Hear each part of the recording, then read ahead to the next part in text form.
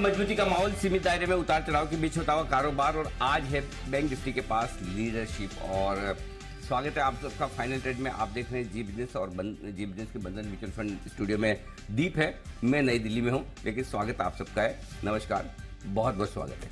बिल्कुल, और स्टूडियो में बढ़िया एक्शन बना हुआ है, बट मूड सुधारने के लिए अनिल जी मार्केट पर तो हम रखेंगे नजर, बट उससे अच्छी खबर हमारे लिए आ रही है। एक बार फिर से जी बिजनेस ने अपनी लीडरशिप बरकरार रखी है sir. All India market share हमारा जबरदस्त है, सारे बिजनेस चैनल से कंबाइंड तो आधे से ज्यादा व्यूअर्स तो जी बिजनेस के साथ ही रोज जुड़ते हैं, और ये एक्यूरेट डेटा है, आपके सामने कोई तोड़ मरोड़ करके डेटा प्रेजेंट नहीं कर रहे हैं। 54% market share all India basis पर, सारे बिजनेस चैनल एक तरफ, जी बिजनेस का मार्केट शेयर एक तरफ। अनिल जी बिल्कुल दीप, आपको, हमारी पूरी टीम को और हमारे सभी दर्शकों को बहुत बहुत बधाई। देखिए, नंबर्स हर हफ्ते आते हैं, हर गुरुवार को आते हैं, हम फ्लैश करते हैं, बताते हैं क्या डेटा है क्या नहीं है, लेकिन क्लियर कट एक बात साफ है कि जो प्यार और भरोसा दर्शकों का जी बिजनेस के साथ है, वो मतलब उनका आप नंबर्स में बांध नहीं सकते, नंबर से कहीं ज़्यादा है। और सबसे बड़ी बात, जो अपनापन है और जो एक परिवार के सदस्य वाला दर्जा और जो प्रेम जी बिजनेस के साथ हमारे दर्शकों का है, जो हमारा रिश्ता है, वो नंबर्स में नहीं होता। तो नंबर्स अपनी जगह है, हर हफ्ते आते हैं, आते रहेंगे, जाते रहेंगे, कई सालों से आ रहे हैं, आगे भी आते रहेंगे दीप। लेकिन चूंकि आए हैं नंबर्स, आप बता रहे हैं, तो मैं आपको, हमारी पूरी टीम को, और विशेषकर पर्दे के पीछे हमारे काम करने वाले वो सारे सैनिक, उन्हें मैं कहूँगा जो जी बिजनेस के सैनिक हैं, उन सबको, और सबसे ज़्यादा धन्यवाद हमारे दर्शकों को, जिन्होंने न सिर्फ अपने ड्राइंग रूम में, टीवी के पर्दे पर, बल्कि अपने दिल में हमें जगह दी है, और उस दिल में जगह देने के लिए उनका बहुत बहुत दिल से आभार और शुक्रिया, धन्यवाद। और आपको भी ढेरों बधाई सर। ऑफ कोर्स जो इंस्पिरेशन मिलती है वो लीडर से ही मिलती है, और आपके नेतृत्व में हम देख रहे हैं लगातार लीडरशिप बरकरार है। बाजार का एक्शन हम रोज कैप्चर करते हैं और व्यूअर्स को सटीक राय और एनालिसिस देते हैं, और उसी का प्यार और भरोसा व्यूअर्स हमें दिखा भी रहे हैं। 54% market share all India basis पर जी बिजनेस, सारे बिजनेस चैनल से आधे से भी ज्यादा पूरा शेयर आ रहा है। तो चलिए, अच्छे नोट पर सर हम शो की शुरुआत कर रहे हैं, और बाजार की भी अगर बात करें, ठीक ठाक एक्शन हो रहा है। सुबह से हम देख रहे हैं आज थोड़ा बैंक्स की लीडरशिप है, वो ये एक दिन रोटेशन होता है, एक दिन बैंक्स, एक दिन निफ्टी, एक दिन बैंक्स, एक दिन निफ्टी। आज लग रहा है निफ्टी थोड़ा सुस्त है, बैंक्स में मूव आ रही है, और 3 दिनों की गिरावट के बाद आज स्मॉल कैप आउट परफॉर्म कर रहा है सर, 1% ऊपर। तो जो आप सुबह कह रहे थे एनालिसिस में, ये बाजार परफेक्ट है, ऐसे ही होना चाहिए, सबको सब जगह मौका मिल रहा है, बिल्कुल वैसे ही ट्रेड आज भी सर।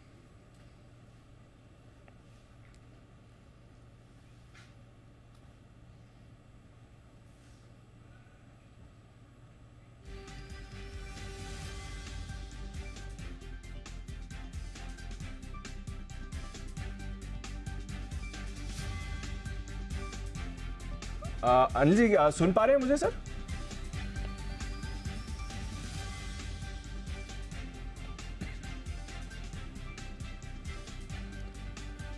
अनिल जी एक सवाल आपसे बन रहा था सर। एक तो हमारा डेटा तो सामने है ही, और बढ़िया लीडरशिप यहां पर हमें दिख रही है, बाकी चैनल्स भी दिखा रहे हैं कि हम नंबर 1 है, कुछ और डेटा वो प्रेजेंट कर रहे हैं, ये क्या हो रहा है सर? दीप, आपको तो एक्चुअली ये सवाल पूछने की जरूरत ही नहीं थी, और बाकी हमारे काफी दर्शक भी पूछ रहे हैं, मुझे भी ट्विटर पे, एक्स पे, सोशल मीडिया पे सारे आ रहे हैं, सब कहते हैं कि हर चैनल कहता है नंबर 1। बात तो सही है, और हमारे दर्शक भी जानते हैं कि हर चैनल का कहीं न कहीं कुछ न किसी तरह से डेटा आता है, कहते हैं नंबर 1 है, और वो कंफ्यूज भी होते हैं। सबसे पहली चीज़ तो ये कि आप है ना, मैं दर्शकों को एक ही चीज़ कहना चाहता हूँ, सबसे पहले तो आप अपने दिल से पूछो आपको कौन नंबर 1 लगता है। ये तो क्वालिटी चेक हुआ। क्वांटिटी चेक का जहाँ तक सवाल है, मैं आपको एक चीज़ बता दूँ, हर एक चैनल पूरे हफ्ते में 7 दिन में किसी न किसी शहर में, किसी न किसी घंटे पर, किसी न किसी दिन नंबर 1 हो सकता है, इसमें कोई बड़ी बात नहीं। आपको डेटा कैसे देखने वो समझ लीजिए। अगर कहीं भी डेटा में ये लिखा हुआ है कि इस टाइम में, इस सिटी में, इस शहर में, इतना बजे, इन दिनों में, मार्केट में, पूरे दिन भर में, शाम को, सुबह, इस तरह के तोड़ मरोड़ के जो डेटा है ना, वो डेटा नहीं होते।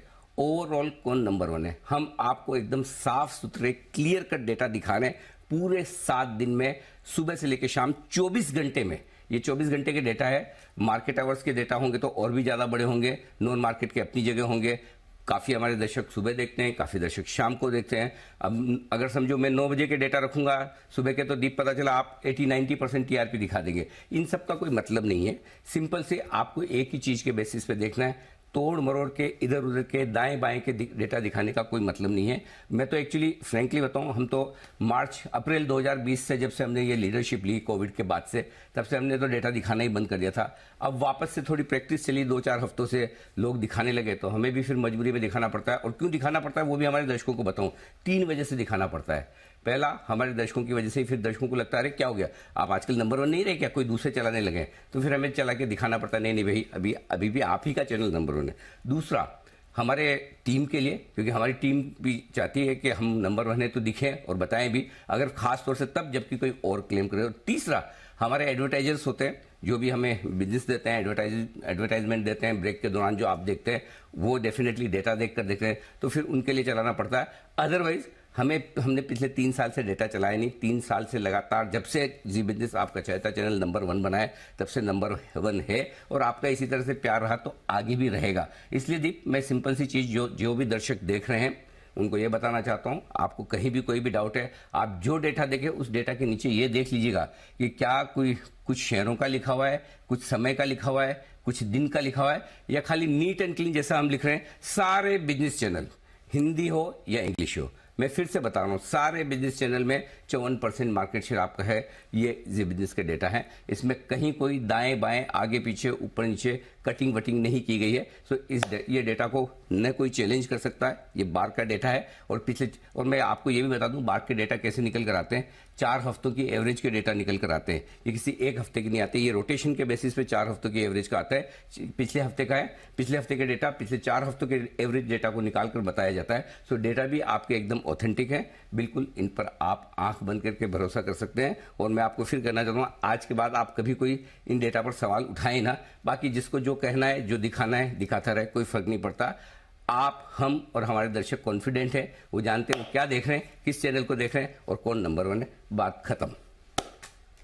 बाजार की अगर बात है, बिजनेस की बात है, मार्केट्स की बात है, इकोनॉमी की बात है, तो जुड़ना आपको सिर्फ जी बिजनेस के साथ है। और डेटा आपके सामने है, कंटेंट आपके सामने है, भरोसा भी आपका, प्यार भी आपका हमारे साथ बना हुआ है। आइए सर, फिर थोड़ी बाजार की भी बात कर ली जाए। कैसे एक चीज, हाँ, एक करें उससे पहले एक चीज और करें। एक चीज और है दीप की, देखिए, मैं एक बार फिर से बता दूं, न हमने पहले और न आज, मैं 2018 से जी बिजनेस के साथ हूं, हमने कभी किसी चैनल के साथ कंपटीशन नहीं किया। हमारा कंपटीशन सिर्फ हमारे साथ है, क्या हम कल से आज बेहतर कर रहे हैं, बस। क्या हमारे दर्शक जो हमसे चाहते हैं वो हम उनको डिलीवर करने की कोशिश कर रहे हैं।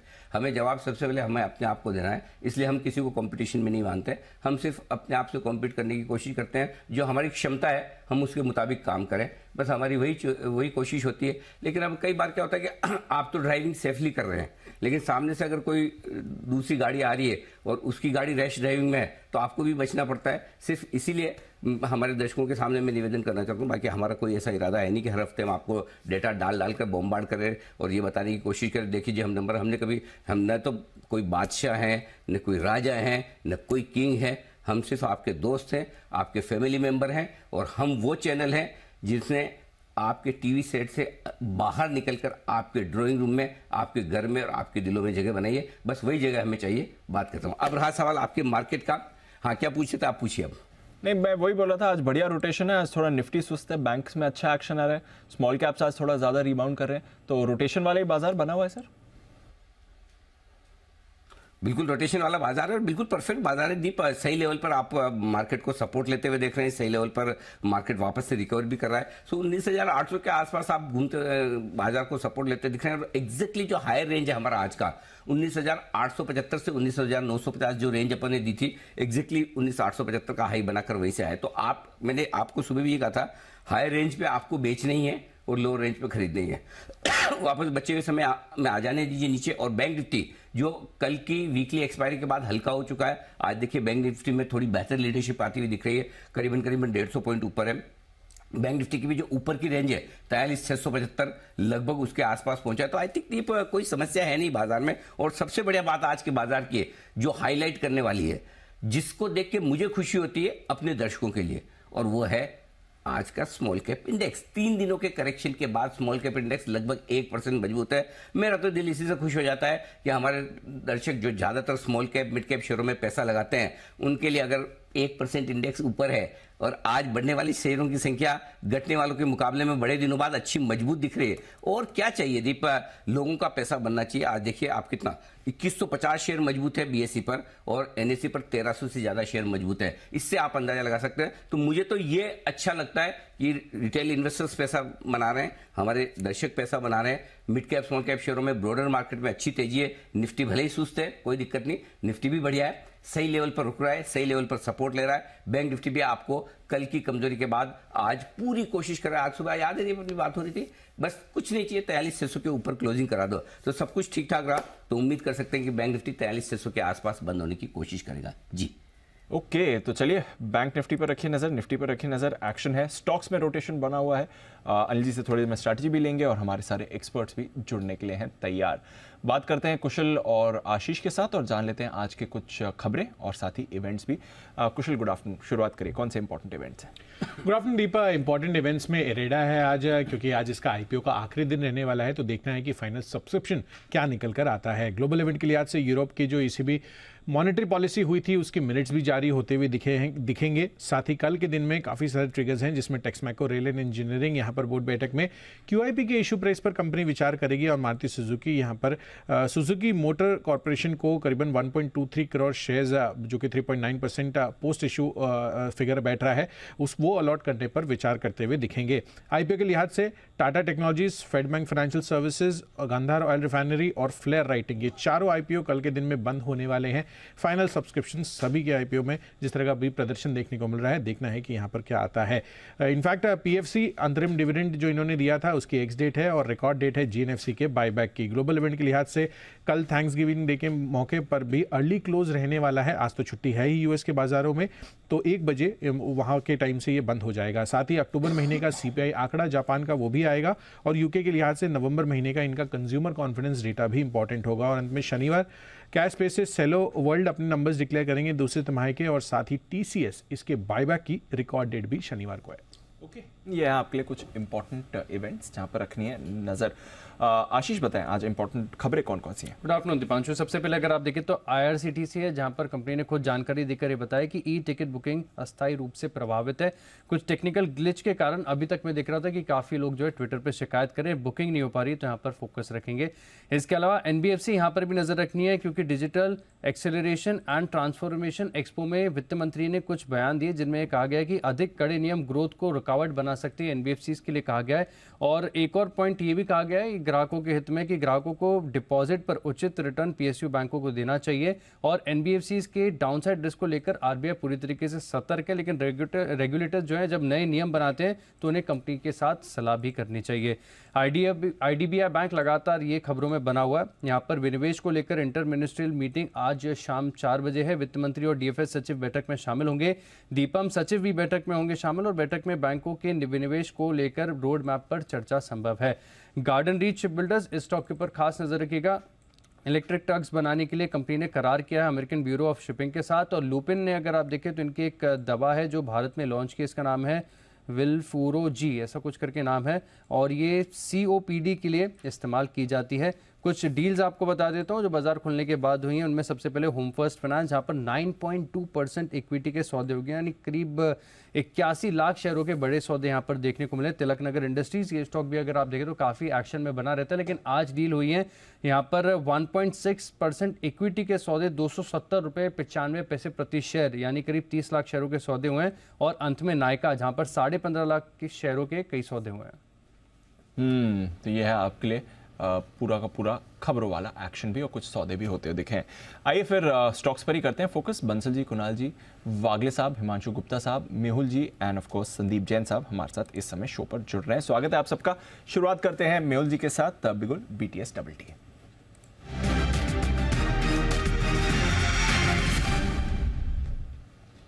बताएं मेहुल जी। Good afternoon Deepanshu. देखिए पहले तो एक अपडेट दे देता हूँ। अर्ली मॉर्निंग फोनर में नेहा जी के साथ हम थे।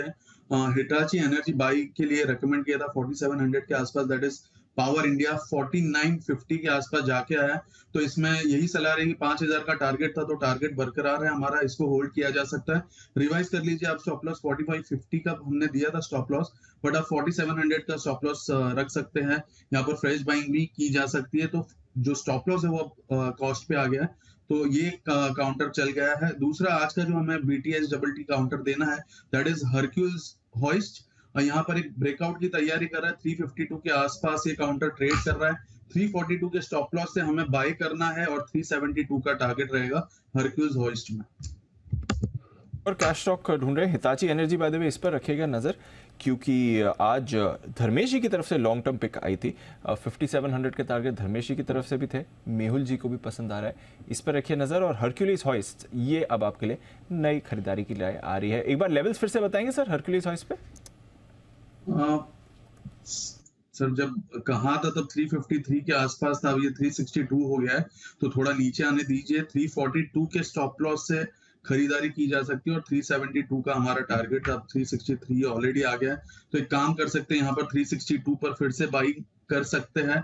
रिवाइज स्टॉप लॉस 342 का ही रहेगा और टारगेट हम थोड़ा सा एक्सटेंड कर देते हैं, 400 रुपए का टारगेट होएगा हरक्यूल्स हॉइस्ट में। थोड़ा अब टारगेट्स और स्टॉप लॉस रिवाइज कर लीजिए, क्योंकि स्टॉक में ऑलरेडी रैली आ गई है। 400 तक के टारगेट्स आपको इसमें आते हुए दिख सकते हैं। बढ़िया मूव पकड़ रहे हैं इस पर मेहुल जी। इस बीच IRCTC पर रखिए नजर, स्टॉक में ज्यादा इंपैक्ट नहीं आया है, बट आज करीब 2-3 घंटों के लिए ई टिकटिंग सेवा यहाँ पर परेशानी दे रही थी। कुछ तकनीकी कारणों की वजह से यहाँ पर टिकटिंग बुकिंग में प्रॉब्लम आ रही थी। कंपनी की तरफ से थोड़ी देर पहले अपडेट भी आया था, टिकट बुकिंग में प्रॉब्लम आ रही है। अब अपडेट आया है कि यहाँ पर टिकट बुकिंग वापस एज नॉर्मल हो चुकी है। तो 2-3 घंटों के लिए ई टिकटिंग सर्विसेज इनकी डिसरप्ट हो गई थी, अब वापस बुकिंग सेवा शुरू हो चुकी है। स्टॉक ने वैसे आज ज़्यादा रिएक्ट किया नहीं है, ठीक ठाक कारोबार ही इस समय ट्रेड में कर रहा है IRCTC।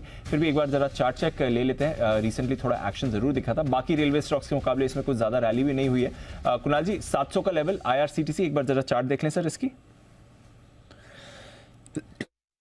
देखिए चार्ट ठीक है दीपांशु, स्टॉक का कुछ समय से कंसोलिडेट कर रहा है, सारे मूविंग एवरेजेस फ्लैट हैं, यानी कि स्टॉक एक दायरे में ट्रेड कर रहा है। एक बड़ी अड़चन चार्ट पर नजर आती है 720 रुपए के आसपास। मुझे लगता है 720 का लेवल निकलेगा तब स्टॉक में एक ब्रेकआउट होगा। फिलहाल मुझे लगता है कि थोड़ा वेट एंड वॉच करें, स्टॉक को थोड़ा समय दें। 720 के ऊपर ब्रेकआउट होगा तब खरीदारी की बात करें।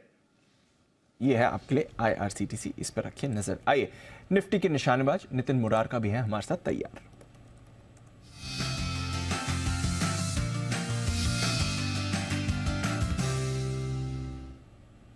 गुड आफ्टरनून नितिन जी, बताएं सर क्या करना है आज बाजार में?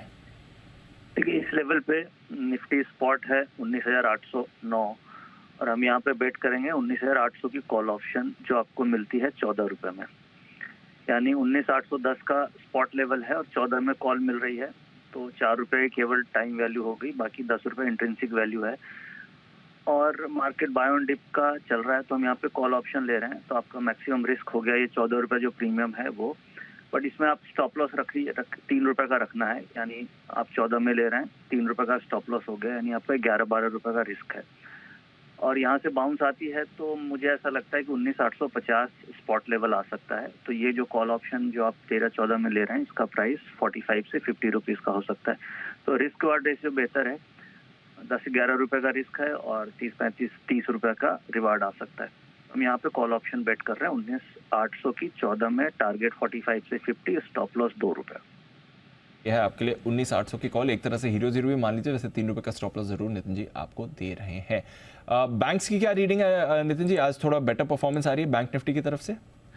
Yes, bank Nifty better performance आ रही है और वहीं से लग रहा है कि निफ्टी ऑलरेडी स्ट्रांग है, क्योंकि हम देख पा रहे हैं कि 2-3 दिन से बैंक निफ्टी परफॉर्म नहीं कर पा रही थी और आज जो अंडर परफॉर्म कर रहा था बैंक निफ्टी उसमें स्ट्रेंथ दिख रही है। और बैंक निफ्टी में इनफैक्ट हम देखेंगे तो बैंक निफ्टी में सपोर्ट लेवल के आसपास ही, और सपोर्ट इसका 43,600 के आसपास डेवलप हो गया है, अभी 43,680 के आसपास फ्यूचर लेवल है।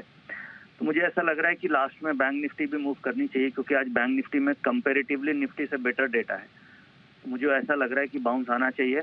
ट्रेड के ख्याल से मैं निफ्टी की ही ट्रेड ले रहा हूँ, बैंक निफ्टी में नहीं ले रहा हूँ कोई भी ट्रेड। निफ्टी का ये हीरो जीरो ट्रेड है जो 19,800 की कॉल ऑप्शन है, बट मेरा व्यू ये है कि बैंक निफ्टी भी यहाँ से बाउंस करनी चाहिए जो निफ्टी को ऊपर लेके जा सकती है। यह है आपके लिए व्यू पॉजिटिव है बैंक निफ्टी पर, बैंक्स निफ्टी को ऊपर लेके जा सकते हैं। ट्रेड आपके लिए निफ्टी पर आ रहा है आज ही की एक्सपायरी की 19,800 की कॉल खरीदने का। शुक्रिया सर हमारे साथ जुड़ने के लिए और अपना स्ट्रैटेजी शेयर करने के लिए। चार्ट कॉर्नर चलते हैं राकेश जी कुणाल जी के पास।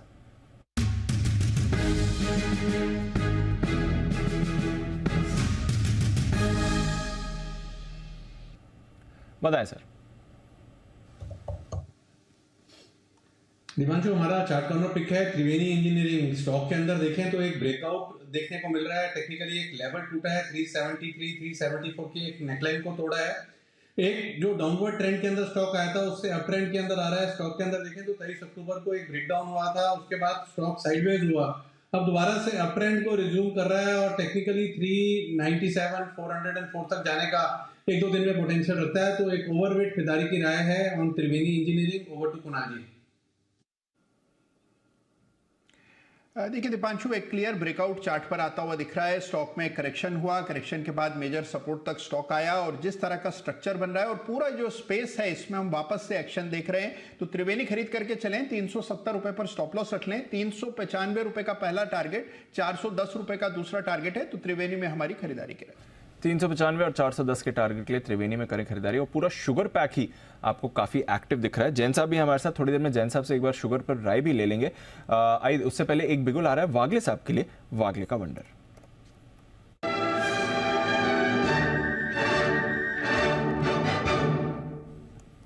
बताएं वागले साहब। Good afternoon Deepanshu, good afternoon Anil जी।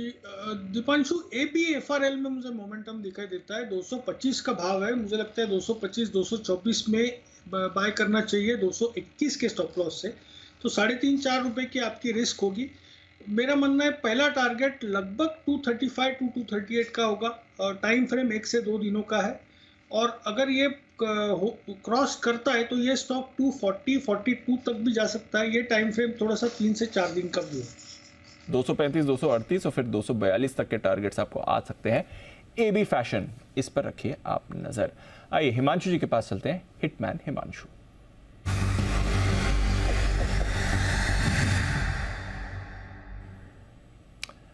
बताएं हिमांशु जी।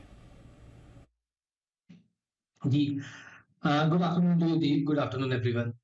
दीप देखिए, पूरे के पूरे ऑयल मार्केटिंग स्पेस में एक अच्छा मोमेंटम है और इनमें से जो सबसे स्ट्रॉन्ग चार्ट है वो है BPCL का, जहां पर एक बहुत स्ट्रॉन्ग ब्रेकआउट 2 से 3 दिन पहले देखने को मिला था 395 रुपए के लेवल के आसपास। उस ब्रेकआउट लेवल को स्टॉक ने वापस से रीटेस्ट किया और आज और जिस तरह से यहाँ पर एक फ्रेश कंसोलिडेशन का ब्रेकआउट है, मेरा मानना है कि ना केवल ये आज और कल के लिए बल्कि 3 से 4 दिन के नजरिए से BPCL में एक लॉन्ग ट्रेड इनिशिएट किया जा सकता है। जिस इंटेंसिटी से यहाँ पर खरीदारी हो रही है, मुझे लग रहा है दीप ये बहुत जल्दी जो इसका प्रीवियस ऑल टाइम हाई है 435 440 उन लेवल्स को टेस्ट करने के लिए तैयार है। तो BPCL में खरीदारी करेंगे करंट लेवल्स पे। BTST ट्रेडर्स के तौर पर आपका स्टॉप लॉस होना चाहिए 400 रुपए के नीचे का। टारगेट रहेगा 415 रुपए, 425 रुपए, लेकिन पोजिशनली 395 रुपए के स्टॉप लॉस के साथ 450 रुपए के टारगेट के लिए BPCL में खरीदारी करके चलने की सलाह है। तो 15,425 ट्रेडिंग टारगेट्स हैं। पोजिशनली 450 तक के टारगेट्स आ सकते हैं। और सिर्फ BPCL ही नहीं, बाकी ऑयल मार्केटिंग कंपनीज देखिए वहां पर भी आपको एक स्पाइक आते हुए दिख रहा है। HPCL 4.5% ऊपर ये काउंटर इस समय आपको ट्रेड करते हुए दिख रहा है, उसमें भी एक बड़ा स्पाइक आते हुए दिख रहा है। तो मूव अच्छी आ रही है ऑयल मार्केटिंग कंपनीज में। IOC भी देख लेते हैं, यहाँ पर भी आपको एक्शन आते हुए दिख रहा है। तो ऑयल मार्केटिंग कंपनीज ये एक बढ़िया ट्रेड का मौका इस समय दे रही हैं। तीनों में एक अच्छा स्पाइक आ रहा है। थोड़ी देर पहले खबर भी आई थी HPCL के जो एनर्जी ट्रांजिशन टारगेट्स हैं उसके लिए सरकार उन्हें मदद भी करने वाली है, वहां पर भी कुछ सोच विचार चल रहा है। तो मूव बढ़िया है इस समय बाजार में ऑयल मार्केटिंग कंपनीज में। आइए मेहुल जी की तरफ वापस चलते हैं। एक और ट्रेडिंग कॉल आ गया उनकी तरफ से, BTST।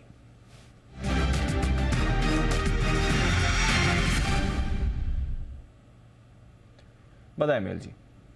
दीपांशु जी, पहले तो एक अपडेट के जब भी सारे OMCs में ब्रेकडाउन चल रहा था तब FIIs जो जी बिजनेस का मुहिम थी, यानी कि फेस्टिव इन्वेस्टमेंट पे, वहां पर हमने हिंद पेट्रो कवर किया था और वहां पर क्लियर कट हमने कहा था कि we expect OMCs to outperform from year. और 250 पे हमने 50 के आसपास हिंद पेट्रो कवर किया था। 325 का हमारा पहला टारगेट था, दूसरा टारगेट था 375 का। तो अपडेट ये है कि पहला टारगेट 5 का आ गया है। अभी जो हमने बिगुल दिया BTS डबल टी का, वो इसके फर्दर टारगेट्स के लिए यहाँ पर भी फ्रेश खरीदारी की जा सकती है। इन पेट्रो में 319 का भाव है, 300 रुपए के स्टॉप लॉस से आप खरीदारी करें। 360 का टारगेट है, ओवरऑल 375 का हमारा FII पिक का टारगेट है, वो बरकरार रहेगा। यहाँ पर 360 के टारगेट के लिए फ्रेश खरीदारी की जा सकती है इन पेट्रो में। HPCL, अभी इसकी बात चली रही थी, मेहुल जी की रिकमेंडेशन भी थी और अब फ्रेश आपके लिए व्यू भी आ रहा है खरीदारी करने का। इस पर रखें नज़र। जरा जैन साहब से भी राय ली जाए। जैन साहब, कोई व्यू, आई मीन एक कच्चे तेल की गिरावट की स्टोरी का तो यहाँ पर ट्रेंड चल ही रहा है, बट अभी जो स्पाइक आ रहा है, बाजार का रोटेशन माने या फिर कुछ और बाजार प्राइसिंग करने की कोशिश कर रहा है, क्योंकि तीनों एमसीज में अच्छा स्पाइक आया सर अभी।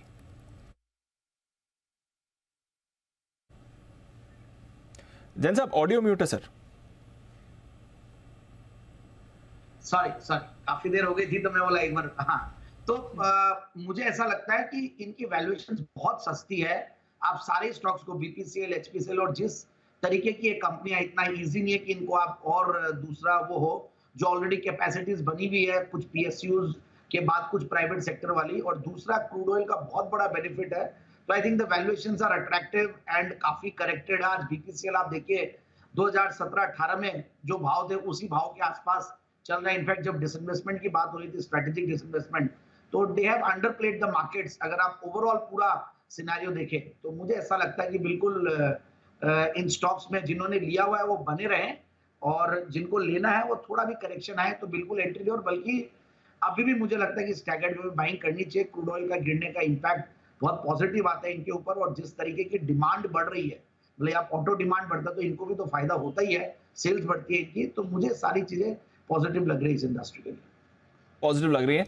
ऑयल मार्केटिंग कंपनीज में अच्छा एक्शन यहाँ पर आपको आते हुए दिख रहा है। इस स्पेस पर रखिए नज़र। थोड़ी देर में सिटी साहब भी बस हमारे साथ जुड़ने के लिए तैयार हैं। सदाबहार सिटी साहब, शॉर्ट टर्म पिक्स आने वाली हैं उनकी, और बाजार पर भी व्यू रखिए। स्टॉक स्पेसिफिक एक्शन अच्छा है, कैश मार्केट में बढ़िया रोटेशन दिख भी रहा है। तो आइए देखते हैं सिटी साहब के रेडार पर कौन से स्टॉक्स है। स्वागत सदाबहार सिटी साहब, शॉर्ट टर्म पिक्स।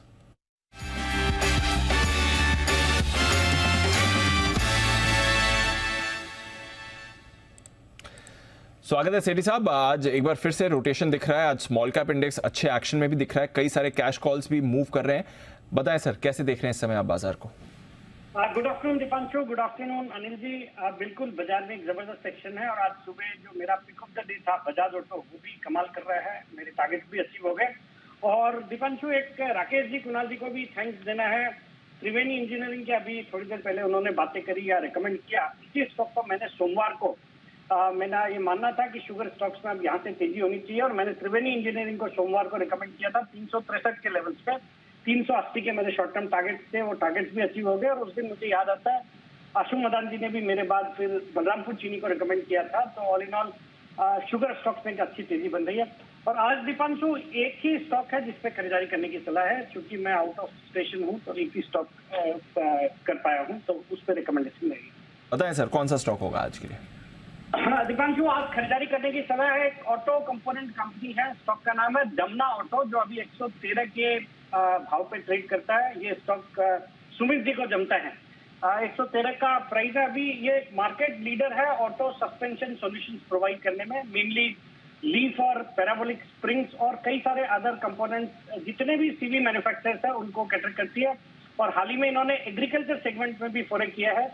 10 इनके वर्ल्ड क्लास मैन्युफैक्चरिंग प्लांट्स है, और क्लाइंट लिस्ट बहुत ही जबरदस्त है। Ashok Leyland, Escorts, Tata Motors, Daimler, इस तरह के इनके महिंद्रा, इन सबको कैटर करती है। और हम देख रहे हैं सभी ये जितने ओईएम्स है सबके नंबर्स बहुत अच्छे आ रहे हैं, तो उसका एक इनडायरेक्ट फायदा जमुना ऑटो जैसे स्टॉक को होगा। और फिर ईवी पे भी फोकस है आजकल। और सितंबर तिमाही बहुत ही दमदार थी। 50 करोड़ का पैट रिपोर्ट किया, जो पिछले साल सितंबर तिमाही में 37 करोड़ का पैट था। बहुत अच्छे रिटर्न रेशियोज है। Return on equity is close to 22%, return on capital employed is 28%। एक जीरो डेट कंपनी जो कि बहुत अच्छी दर से ग्रो कर रही है। और FII का भी कुछ 17-18% की हिस्सेदारी है, जिसमें ICICI प्रू है, HSBC है, इन्वेस्को भी इन्वेस्टेड है इसमें।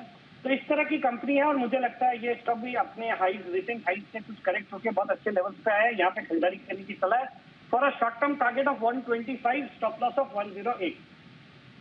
आपके जयपुर के पार्टनर जैन साहब मुझे याद भी दिला रहे हैं कि कल एसपीएल मिड कैप्स में शॉर्ट टर्म पिक्स में जैन साहब की भी राय थी जमुना ऑटो पर, और आज आपको भी पसंद आ रहा है। सिटी साहब भी आज जयपुर में ही है, बट रखिए नजर, बढ़िया मूव आपको जमुना ऑटो में आती भी दिख सकती है। त्रिवेणी इंजीनियरिंग भी सिटी साहब का आज कमाल कर रहा है। इनफैक्ट पूरा शुगर स्पेस सिटी साहब आज अच्छे एक्शन में। हाँ बिल्कुल, मुझे तो सोमवार को स्क्रीन देख के ही लगने लगा था कि शुगर स्टॉक्स में कुछ तो हो रहा है। अब कारण तो उस दिन भी मैंने बोला मुझे मालूम नहीं है, बट जिस तरीके से सब स्टॉक्स में एक ट्रेंड नजर आ रही थी, और आज तो त्रिवेणी इंजीनियरिंग हो, चाहे धामपुर शुगर हो, पोनी रोड शुगर हो, ये सब जो पसंदीदा शुगर स्टॉक्स है, दालमिया शुगर, सब में एक बहुत अच्छी तेजी है। और मुझे लगता है एक डेफिनेटली एक सेक्टर है जिसको अपने रडार पे रखना है। और मेरे सजाए हुए लेवल से तो बहुत अच्छे लेवल्स आ गए हैं, मुझे लगता है स्टॉक में बने रहना चाहिए अभी।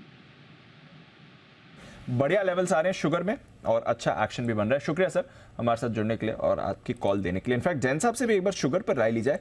जैन साहब, कौन सा शुगर स्टॉक आपके रेडार पर होगा? सारे मूव कर रहे हैं, और आज एक मैं खबर भी पढ़ रहा था कि महाराष्ट्र में इस समय जो शुगर आउटपुट है, जितने शुगर मिल्स काम कर रहे हैं, वो लास्ट शुगर के सीजन के मुकाबले सिर्फ आधे इस समय काम कर रहे हैं।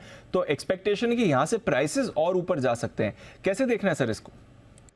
नहीं, बिल्कुल ये एक रीजन है। और दूसरा देखिए, ऑलरेडी काफी अंडर प्ले कर रहे थे और अपने इंपॉर्टेंट मूविंग एवरेजेस के आसपास थे, तो फंडामेंटल्स और टेक्निकल्स मिल रहे, और फिर अगेन जो वैल्यूएशंस वाली बात आती है, वहां पे वैल्यूएशन सस्ते थे। तो शुगर स्टॉक्स पिछले कुछ दिनों से हमने भी काफी सारे रिकमेंड किए थे, और मतलब संभाव बलरामपुर चीनी देखिए एफएनओ स्टॉक है, बाकी जो नॉन एफएनओ स्टॉक्स में धामपुर हमेशा से बढ़िया लग रहा है। EID Parry was a big underperformer, in fact आज वो भी अच्छा मूव दिया है। फिर दालमिया भारत हमेशा से रेकमेंड करता है। कोठारी शुगर्स है एक छोटा स्टॉक, वो भी बहुत बढ़िया कर रहा है। सो आई फील कि शुगर स्टॉक्स एक के बाद एक सब बढ़िया कर रहे हैं। बट एक दूसरी चीज जो मैं एक कैवेट भी देना चाहूंगा, जब क्रूड ऑयल टूटता है तो that is a negative for sugar stocks, क्योंकि आपके कहीं ना कहीं जो इथेनॉल वाली स्टोरी है उस पर थोड़ा सा वो, मतलब स्टोरी तो देखिए हमेशा स्ट्रक्चरल स्टोरी है, वो तो रहेगी, बट इथेनॉल की प्राइसिंग भी कम होती है अगर क्रूड ऑयल, वो थोड़ा सा जो अट्रैक्टिवनेस रहता है इथेनॉल का वो कम होता है। सो आई फील कि वो एक माइनस पॉइंट है। बाकी overall things are very good और वैल्यूएशन सस्ते हैं, अच्छे लेवल्स पे स्टॉक है, और जो आपने फैक्टर बताया वो फैक्टर की वजह से इनको पॉजिटिव इंपैक्ट ही मिलेगा। And let's see what happens. और बाकी वर्ल्ड ओवर भी कुछ ना कुछ जो फैक्टर्स आ रहे हैं उसकी वजह से भी इंडियन शुगर प्राइसेस बढ़िया हो रही है। तो आई फील कि sugar stocks will do well. Okay, ये है आपके लिए शुगर। यहाँ पर रखिए नज़र, अच्छी मूव आ रही है और आगे भी अच्छी मूव एक्सपेक्टेड है। ईआईडी पैरी आज देखिए ज़बरदस्त एक्शन इस काउंटर में भी बना हुआ है। बट इस सब के विपरीत एक काउंटर जहाँ पर प्रेशर आ रहा है और अच्छा खासा प्रेशर आ रहा है, सिप्ला। इस पर रखिए नज़र, 7% का कट है। निफ्टी का टॉप लूजर है, वायदा कारोबार का टॉप लूजर है। सडनली सिप्ला में क्या हो गया, आइए एक बार जरा समझे। वरुण है हमारे साथ तैयार। वरुण बताइए। तो दीप, जो हुआ वो तो हमें पहले मालूम था, लेकिन उसमें एक्स्ट्रा क्या हुआ है वो अब समझ में आ रहा है। क्योंकि 18 तारीख को एक खबर आई थी कि इस कंपनी के इंदौर के जो पीतमपुरा फैसिलिटी है, वहां पे यूएसएफडीए ने वार्निंग लेटर जारी किया है। 6 से 17 फरवरी 2023 के यहाँ पे जांच की गई थी, और उसके लिए यहाँ पे करेंट गुड मैन्युफैक्चरिंग प्रैक्टिस का प्लान नहीं पालन करने के लिए यहाँ पे वार्निंग लेटर जारी किया गया है। अब देखिए, वार्निंग लेटर जारी किया है तो समझ में तो ये आया कि अब इसके वजह से इनके आने वाले प्रोडक्ट्स जो है उस पर इसकी मार पड़ सकती है, तो वहाँ पे अप्रूवल्स जो है वो लेट हो सकते हैं। लेकिन जब वार्निंग लेटर को आप पूरा पढ़ोगे तब समझ में आता है कि इनके जो एग्जिस्टिंग प्रोडक्ट है, बेसिकली वार्निंग लेटर जो है उसके लिए दिया गया है। दरअसल कंपनी का एक एल्ब्यूटेरॉल सल्फेट इनहेलेशन एरोसोल ये नाम का एक प्रोडक्ट है, और इसके क्वालिटी इशू के चलते कंपनी को दरअसल वार्निंग लेटर जो है वो जारी किया गया है। अब अगर इस प्रोडक्ट पे वार्निंग लेटर जारी किया गया है तो ये इस कंपनी के लिए एक बड़ी दिक्कत की बात हो सकती है। क्यों?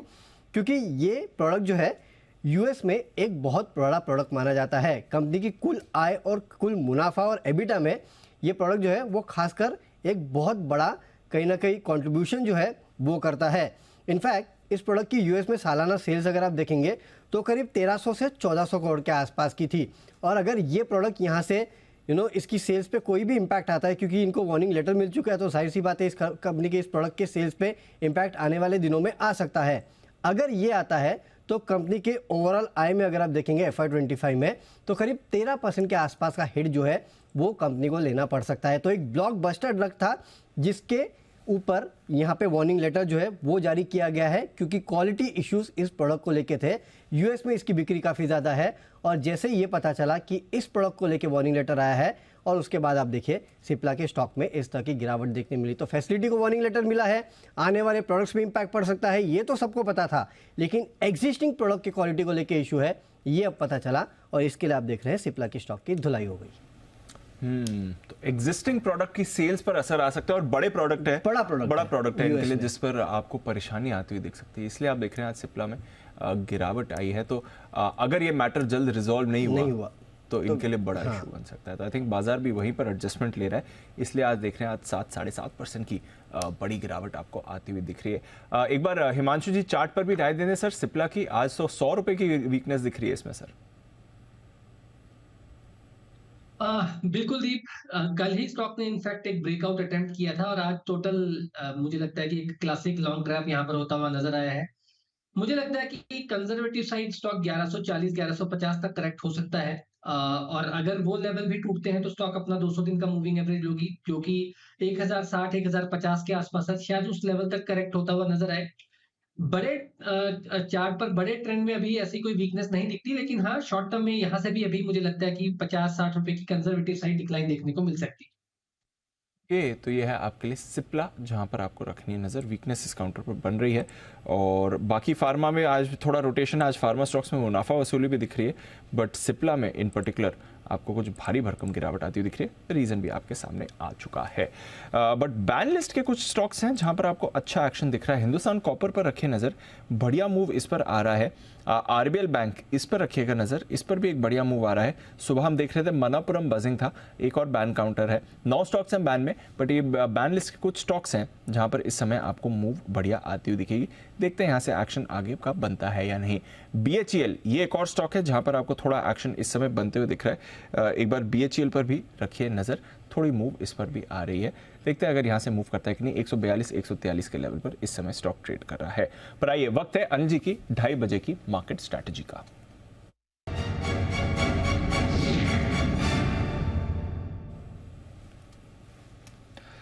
डाउ फ्यूचर्स एकदम फ्लैट है सर, हल्की पॉजिटिव टेरिटरी आप कह सकते हैं। 25 अंक ऊपर आपको नैस्डैक फ्यूचर्स दिखेंगे, हल्की बढ़त आपको S&P फ्यूचर्स दिख रही है। हालांकि आज इसकी कोई वैल्यू नहीं है, क्योंकि आज शाम अमेरिकी बाजार बंद रहेंगे और कल भी हाफ डे है।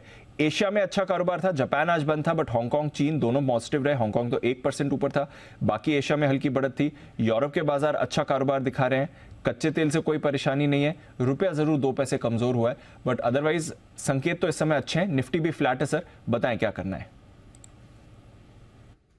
दीप, व्यू तेजी का है और तेजी ही करनी है, और अगर थोड़े और नीचे मिलता है आपको बाजार तो आपके लिए खरीदारी के अच्छे मौके मिलेंगे। ट्रेंड बाइंग रेंज में आ रहा है। लेकिन पहले मैं डेटा बता दूं, चूंकि आज निफ्टी की वीकली एक्सपायरी है, इसलिए पहले मैं आपके सामने निफ्टी के डेटा रखूं।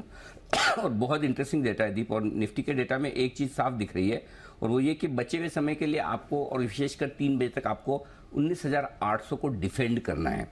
क्यों करना है वो मैं समझाता हूं। तो 19,800 इसलिए इंपॉर्टेंट है कि 19,800 के पुट पर आपका हाईएस्ट ओपन इंटरेस्ट है इस वक्त, और वो आपके लिए सपोर्ट का काम करेगा। और आज का लो आपका 19,791 का, जहां आप हैं उससे 10 पॉइंट नीचे का ही लो बना है। सो इसका मतलब क्लियर कटेगा, अब बचे हुए समय तक आपको 19,775, 19,800 को होल्ड करके रखना है, उसके नीचे जाना नहीं चाहिए। 4 करोड़ शेयरों का ओपन इंटरेस्ट है, लगता है कि वो होल्ड करने की कोशिश निफ्टी की रहेगी। अब आइए ऊपर कितना जा सकते हैं। ऊपर भी 19,850 के ऊपर जाने की इच्छा निफ्टी की ज्यादा दिख नहीं रही है। 6 करोड़ 16 लाख शेयर, ये ओपन इंटरेस्ट से हाईएस्ट 19,850 के कॉल्स पर। तो एक तो चीज क्लियर है कि आज आपको वीकली एक्सपायरी 19,850 के ऊपर की नहीं मिली, ये तो क्लियर है। ज्यादा संभावना है 19,800 के आसपास मिले। अगर बहुत कुछ खराब हो गया है, ऐसा लगे कि भाई डाउ फ्यूचर्स अभी तो वैसे 8-10 पॉइंट नीचे ही है और आपको पता है ये छुट्टी है तो ज्यादा कुछ होना नहीं है, अगर हुई तो 19,750 यहां तक मैक्सिमम नीचे आपका आ सकता है। सो आई थिंक बचे हुए समय के लिए रेंज 750, 850 से 800 में एक और ब्रेक लेवल है। ऐसे में 50 पॉइंट के लिए आपके लिए मुश्किल है कि आप कोई ट्रेड निफ्टी पे बना पाए। अब आइए बैंक निफ्टी, ये ज्यादा बेहतर दिख रहा है। बैंक निफ्टी में एक इंटरेस्टिंग डेटा बताता हूं आपको, 43,500 ये लेवल मेक और ब्रेक लेवल है। 43,500 के पुट और कॉल दोनों पर ओपन इंटरेस्ट हाईएस्ट है। पुट में है 30 लाख शेयर, कॉल्स में है 28 लाख शेयर, यानी कि बराबरी का मामला है। और आप लगभग पिछले 1.5 घंटे से 43,500 के ऊपर ही ट्रेड कर रहे हैं। सो कहीं न कहीं बैंक निफ्टी आज 43,600 के आसपास या इसके ऊपर क्लोजिंग देने को तैयार है और वो एक अच्छा संकेत आपके लिए बैंक निफ्टी से आता दिख रहा है। सो कल की वीकली एक्सपायरी के बाद बैंक निफ्टी में हल्की फुल्की खरीदारी होती दिख रही है। निफ्टी आपको 19,800 के आसपास एक्सपायरी करने के मूड में ज्यादा दिख रहा है, तो यही होना चाहिए। तो ज्यादा कोई ऐसा बड़ा इंडेक्स में मूवमेंट है नहीं। अब रहा सवाल कल का क्या करना है, तो कल के लिए दीप व्यू तेजी की तरफ ही रखिए। अमेरिका से ज्यादा संकेत मिलेंगे नहीं। ब्रॉडर मार्केट में यानी कि आपका मिड कैप स्मॉल कैप शेयरों में फिर से खरीदारी के संकेत आ गए, वहां आप खरीदारी कर ही रहे हैं, खरीदारी होते हुए देख ही रहे हैं। सो ओवरऑल बायस पॉजिटिव साइड पर ही है। और अगर आखिरी 1 घंटे में 19,750 के आसपास निफ्टी मिले और 43,450 के आसपास बैंक निफ्टी मिले, यानी कि यहां से 150 पॉइंट नीचे बैंक निफ्टी, 50 पॉइंट नीचे निफ्टी, तो आपको पक्का खरीदारी करनी है। सिंपल। अगर यहाँ से 50 पॉइंट नीचे निफ्टी, करीब 100-150 पॉइंट नीचे निफ्टी मिले, पक्का खरीदारी करिए। लेवल आपके लिए परफेक्ट हो जाएंगे एंट्री लेने के लिए। तो अनिल जी की सलाह यही है, बाय ऑन डिप्स का मार्केट है, सुबह से अनिल जी ने कहा हुआ है बाय ऑन डिप्स का मार्केट है, एंजॉय करिए। और वहाँ पर आपको यही मूवमेंट आते हुए दिख रहा है, इस पर आप नजर बना के रखें। नज़र बना के रखिए एक और अच्छी खबर पर। और अनिल जी का तो लगातार इस स्पेस पर भरोसा रहा है, इस स्टॉक पर भरोसा रहा है। CDSL, इसके लिए अच्छी खबर आ रही है, पूरे मार्केट इकोसिस्टम के लिए एक तरह से आप कह सकते हैं अच्छी खबर है। अब 10 करोड़ से ज्यादा डीमैट अकाउंट्स CDSL सर्विस कर रहा है, ये उनकी तरफ से लेटेस्ट अपडेट आया है। एक बार बात करते हैं वरुण के साथ। वरुण, वैसे तो लगातार अनिल जी के साथ चर्चा हुई भी रही, उन्होंने हाईलाइट भी किया है, पोस्ट कोविड जो ग्रोथ आई है मार्केट पार्टिसिपेशन में, वो एक अनदर लेवल की रही है।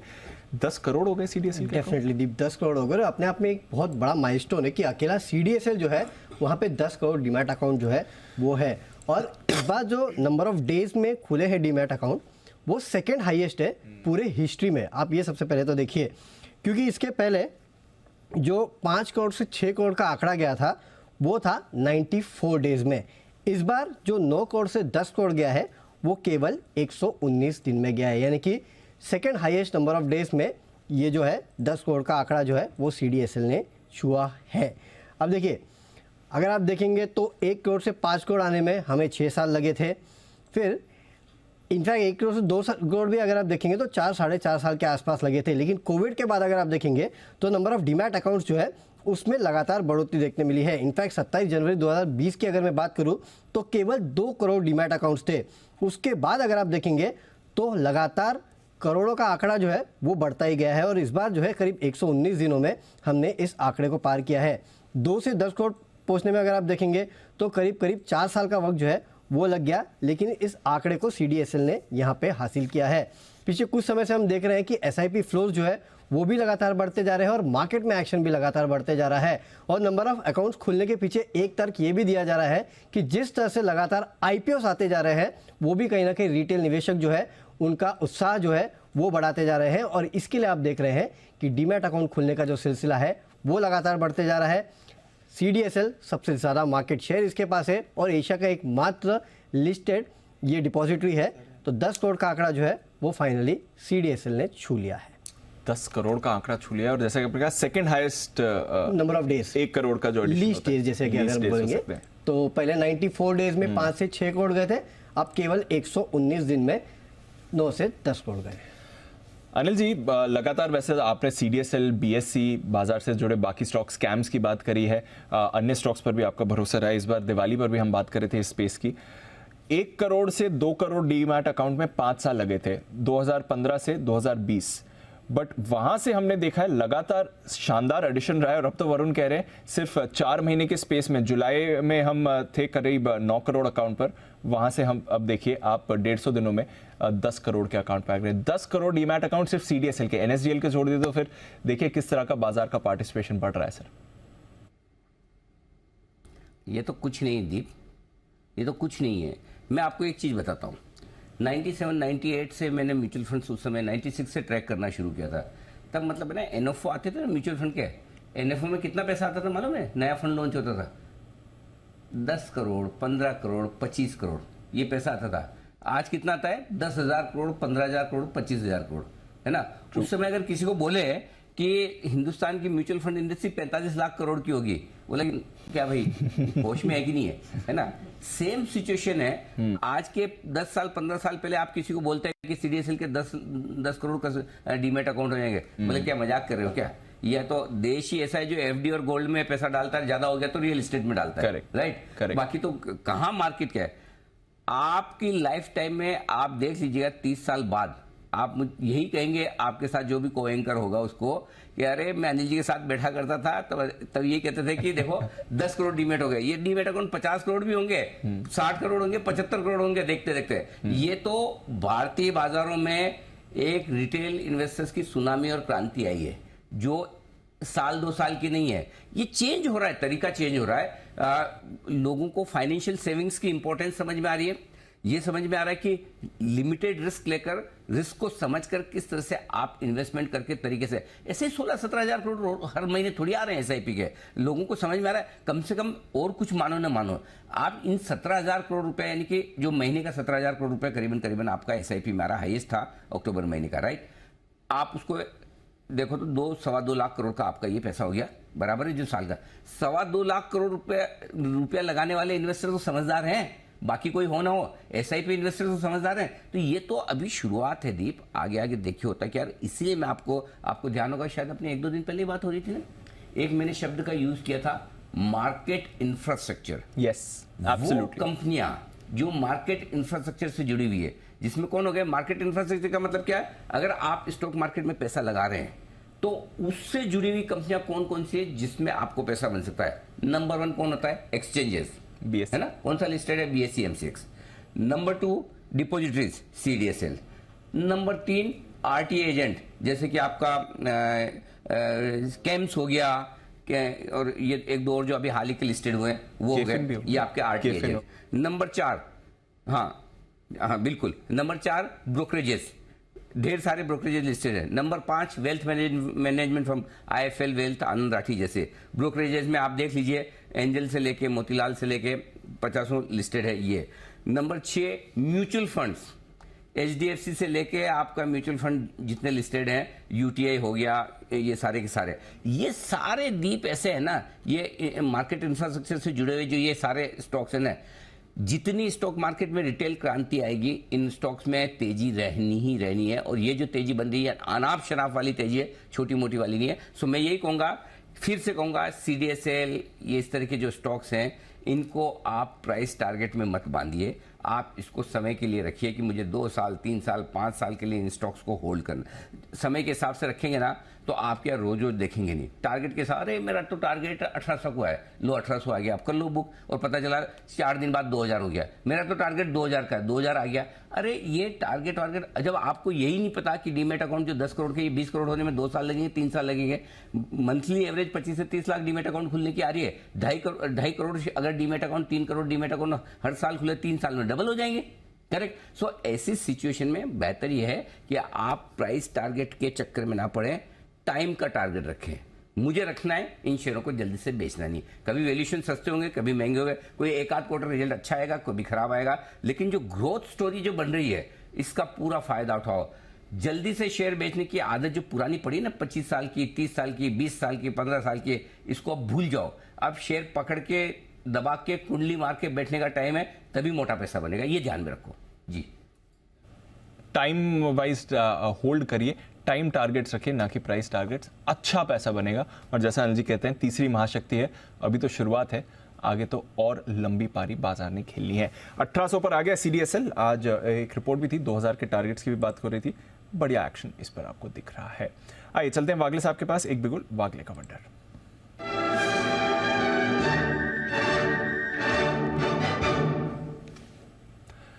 बताएं वागले साहब। दीपांशु, सीमेंस में मुझे एक ब्रेकआउट दिखाई देता है, 3635 का भाव है, मुझे लगता है 3600, मतलब 31 रुपए नीचे स्टॉप लॉस होगा, 3600 के हल्का सा नीचे, 35 रुपए नीचे, 3720 का पहला टारगेट, 3750 का दूसरा टारगेट, टाइम फ्रेम आज और कल।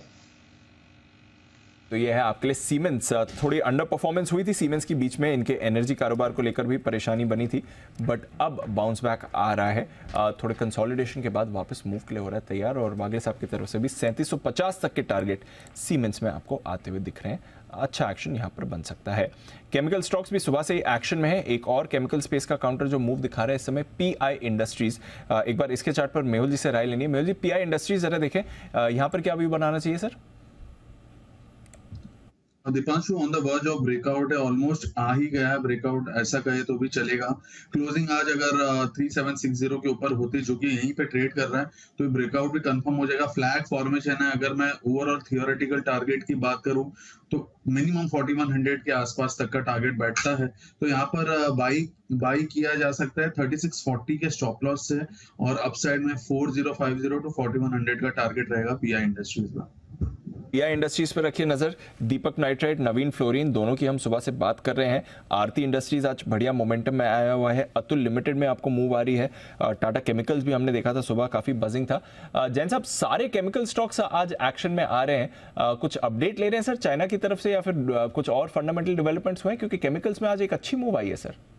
या बिल्कुल, इन सालों में इनफैक्ट अभी कैपेसिटी एडिशंस भी अच्छे हुए हैं, और बॉटमिंग आउट दिख रहा है कि कहीं ना कहीं मार्केट्स में हुआ। और केमिकल्स, वैसे मैं काफी दिनों से बोल रहा हूँ कि काफी अंडर प्लेयर की, और मार्केट जब चलता है और एक के बाद एक सेक्टर रोटेट होता है, तो वैसे ही शायद अब केमिकल्स के ऊपर आएगा कहीं ना कहीं रुझान। और क्योंकि इतना ज्यादा समय हो गया पूरे मार्केट को अंडर परफॉर्म करते हुए, एंड मुझे ऐसा लगता है चाइना फैक्टर और ये सब भी वर्क करेंगे। So overall it's a good sector to be in. इस पे बेट लगाना चाहिए, क्योंकि डाउनसाइड रिस्क कम, और हमें इन टाइप के मार्केट्स में यही देखना होता है कि डाउनसाइड रिस्क जहां कम और रिस्क रिवॉर्ड रेशियोज बेहतर हो।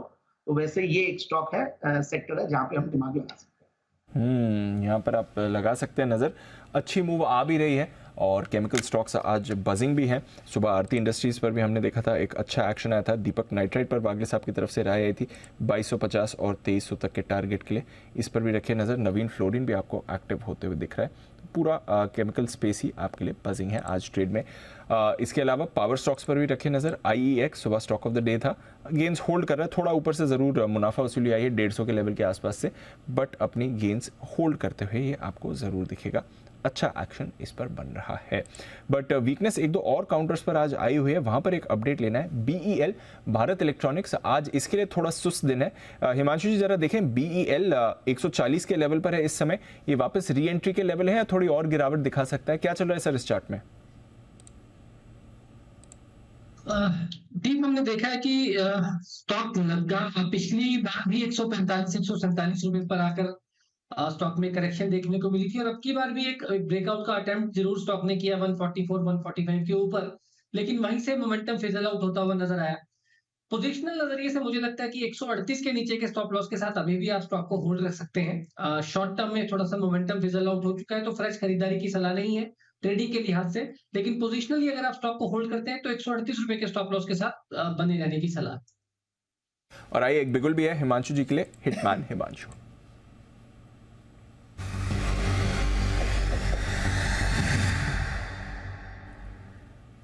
बताएं हिमांशु जी।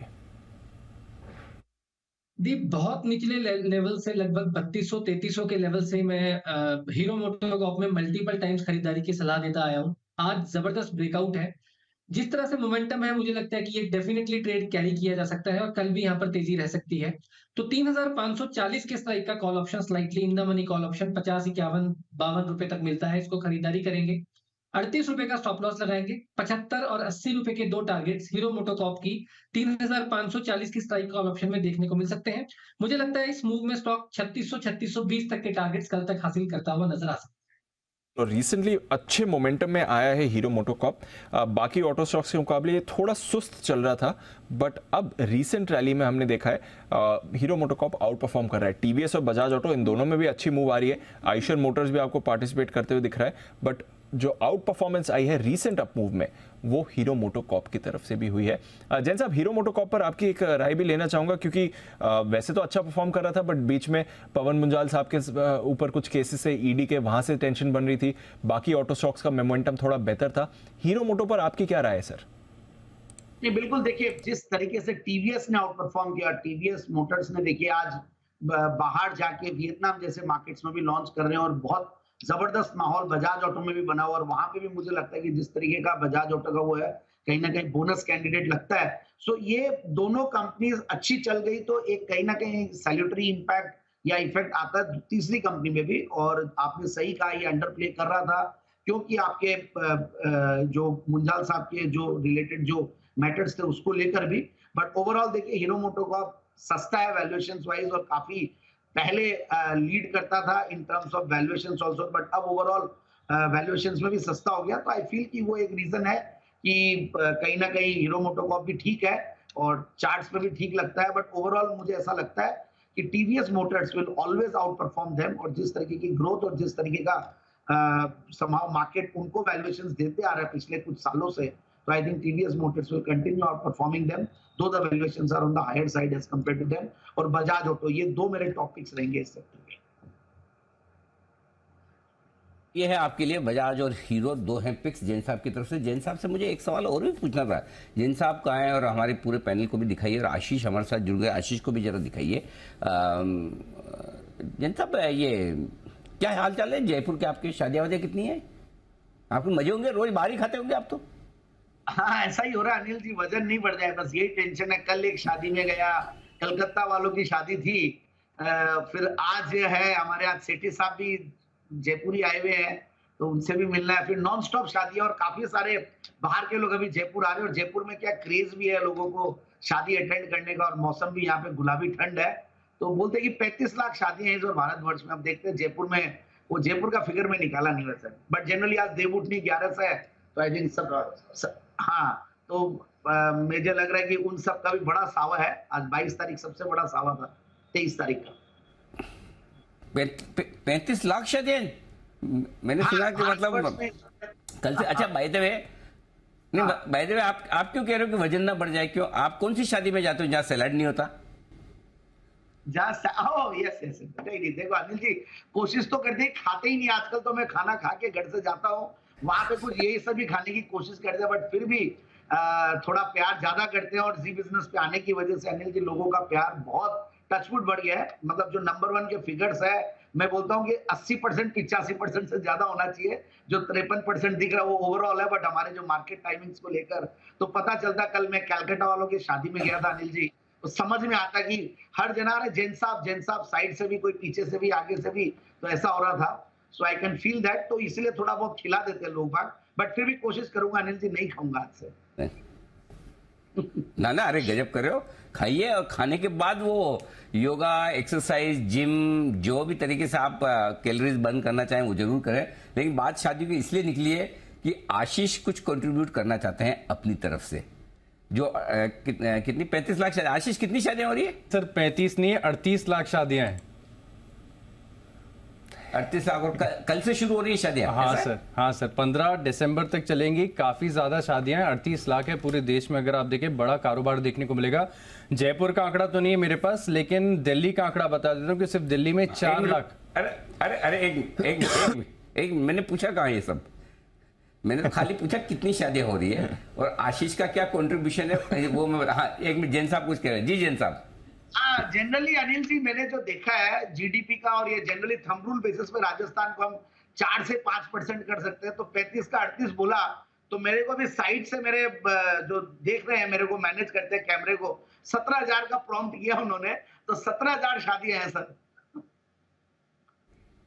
ओहो, जयपुर में 17,000 शादियां?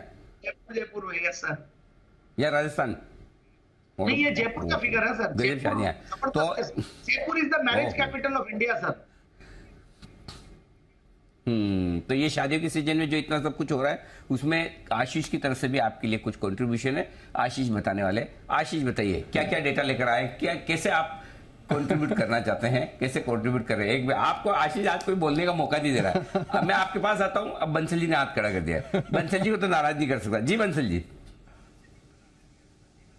अनिल जी मेरे को ना आशीष के डेटा पे अनिल जी आपत्ति है। जैन साहब ने 35 लाख बोला, और जैन साहब ने जो डाटा बोला वो है confederation of Indian trade CAIT का डाटा है 35 लाख। तो वो डाटा तो ऑफिशियल डाटा है। ये जो 37 लाख 38 लाख शादियों का डाटा हमारे आशीष निकाल के लाए हैं, ये किस ऑर्गेनाइजेशन ने सर्टिफाई करा है अनिल जी, ये समझना चाह रहा हूं।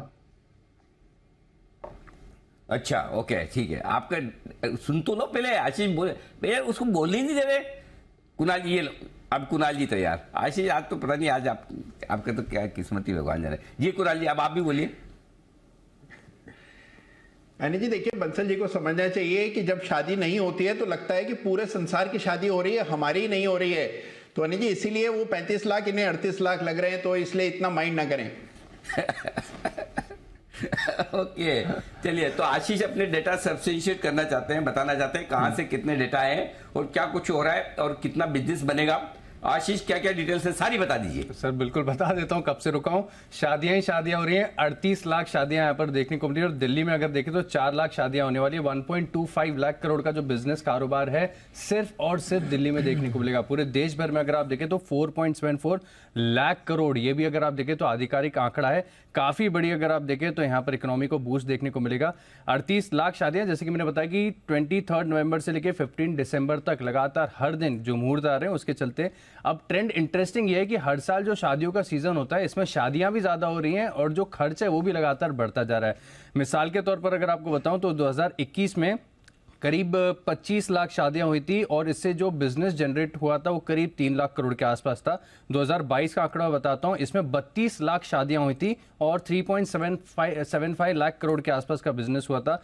2023 में अभी जो अनुमानित है कि 38 लाख शादियां यहां पर आपको देखने को मिलेगी, जिसमें 4.74 लाख करोड़ का कारोबार यहां पर आपको देखने को मिलेगा। और कुछ बाइफरकेशन आया है डेटा का कि कितनी शादियां हो रही है और कितने बजट की शादियां कितनी होने वाली है, तो ये भी आपको बता देता हूं, काफी इंटरेस्टिंग आंकड़ा है।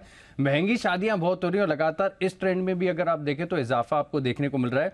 जैसे कि 15 लाख तक की बजट वाली शादियां करीब 15 लाख की हो रही हैं। 25 लाख जो बजट वाली शादियां हैं इनकी संख्या है करीब 5 लाख के आसपास, लेकिन 50 लाख वाली जो शादियां हैं इनकी 50,000 है।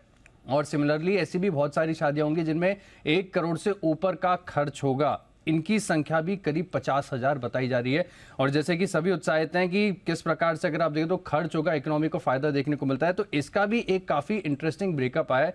मिसाल के तौर पर कि कहां पर सबसे ज्यादा मेजर एक्सपेंस होते हैं, तो ज्वेलरी टॉप करता है 15% के साथ, टेंट है, डेकोरेशन है, वेन्यू है, यहाँ पर करीब 12%। अपैरल इंडस्ट्री को भी अगर आप देखें तो बड़ा फायदा होगा, 10% खर्च जितना भी शादियों में होता है उसका 10% कपड़ों पर खर्च किया जाता है। केटरिंग पर 10% है, कंज्यूमर ड्यूरेबल्स पर करीब 5% है, बैंक्वेट हॉल्स हैं, होटल्स हैं यहाँ पर 5%। और इवेंट मैनेजमेंट का भी चलन अगर आप देखें तो भारत में भी शुरुआती फेज में है, लेकिन यहाँ पर भी जो खर्च है लोग करना शुरू कर रहे हैं, तो इसी के चलते इसका भी ब्रेकअप करीब 5% का आता है। सर हर दिन शादियां हैं, देश भर में करीब 38 लाख शादियां होंगी।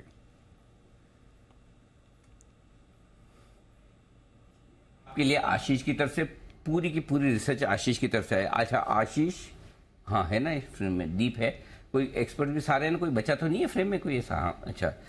अब मेरा आशीष से काउंटर क्वेश्चन ये है आपसे और दीप से, दोनों से है। यार बंसल जी मुझे तो बोलने नहीं देते आप, बंसल जी बीच में हाथ खड़ा कर देता हूँ। मैं एंकर हूँ, मुझे सवाल तो पूछने दो। हाँ एक मिनट रुको, मैं सवाल आपसे भी पूछ रहा हूँ और दोनों से भी पूछ रहा हूँ, दीप और आशीष से भी। आशीष ने बताया कि सबसे ज्यादा खर्चा 15% ज्वेलरी पे है, बराबर, 10% कपड़ों पे है और बाकी टेंट वेंट पे ये है। और मैं जानना ये चाहता हूं कि एक तो ये कि अपने कलीग्स पर और दोस्तों पर, जिसमें दोस्तों में आपके पर्सनल दोस्त हो गए, पैनल पे बैठे हुए लोग हो गए, कलीग्स में आपके जैसे को-एंकर टाइप के हो गए, इन पे कितना % खर्च करते हैं लोग शादियों में, ये मैं जानना चाहता हूं आप सबसे। इसका परसेंटेज क्या है? हाँ सबको ले आओ, इसमें हो सकता है आपको जवाब नहीं मालूम, दूसरों को, तो मतलब अपने सहयोगियों पर और अपने दोस्तों पर शादी में कितना खर्च करते हैं? जी आशीष, कोई रिसर्च इस पर? सर ये तो करने के बाद ही पता चलेगा, अभी तो अनुभव नहीं है। तो करो रिसर्च, मतलब शादी नहीं, मैं रिसर्च की बात कर रहा हूं। रिसर्च करके लाओ फिर तो पता तो चले। जी बंसल जी। नहीं अनिल जी, नई चीज तो ये अनिल जी, जो सहयोगी अनिल जी उस पर खर्चा नहीं होता है। जैसे जो को एंकर हैं, पैनलिस्ट को हटा दीजिए अनिल जी, जो साथ में काम करते हैं वो तो अनिल जी मिलके क्वांटिटी डाल के एक अच्छा सा गिफ्ट देते हैं। और अनिल जी एक ऑब्जेक्शन है, कुणाल जी ने जो बोला कि जब शादी ना हो रही हो तो नंबर ज्यादा देखता है। कुणाल जी वो जमाना आपका था कि जब व्यक्ति की शादी नहीं हो रही होती थी या शादी नहीं कर रहा होता था तो माना जाता था कोई लड़की नहीं दे रहा है। आज की डेट में तो सिंगल रहना इज अ न्यू थिंग, मतलब कि वो फैशन है। मतलब कि उसमें ऐसा नहीं है कि उसकी शादी नहीं हो रही है, ये अपनी मर्जी से शादी नहीं कर रहे हैं, बाहर निकले तो लाइन लगी हुई है इन लोगों के लिए। अच्छा, तो आप ये कह रहे हैं कि इस सीजन में काफी फैशनेबल लोग दिख रहे हैं आपको? वाह क्या बात है जी कुणाल जी। अनिल जी देखिए, मैं तो ये कह रहा हूं कि अनिल जी शादी में सहयोगियों के साथ अनिल जी पैसा नहीं खर्च होता, सहयोगियों पर समय खर्च होता है।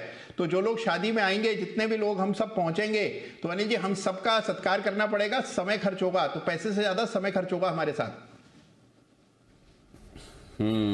चलिए तो बढ़िया है। ये है शादियों से बड़ी जबरदस्त बूस्ट मिलता हो इकोनॉमी को।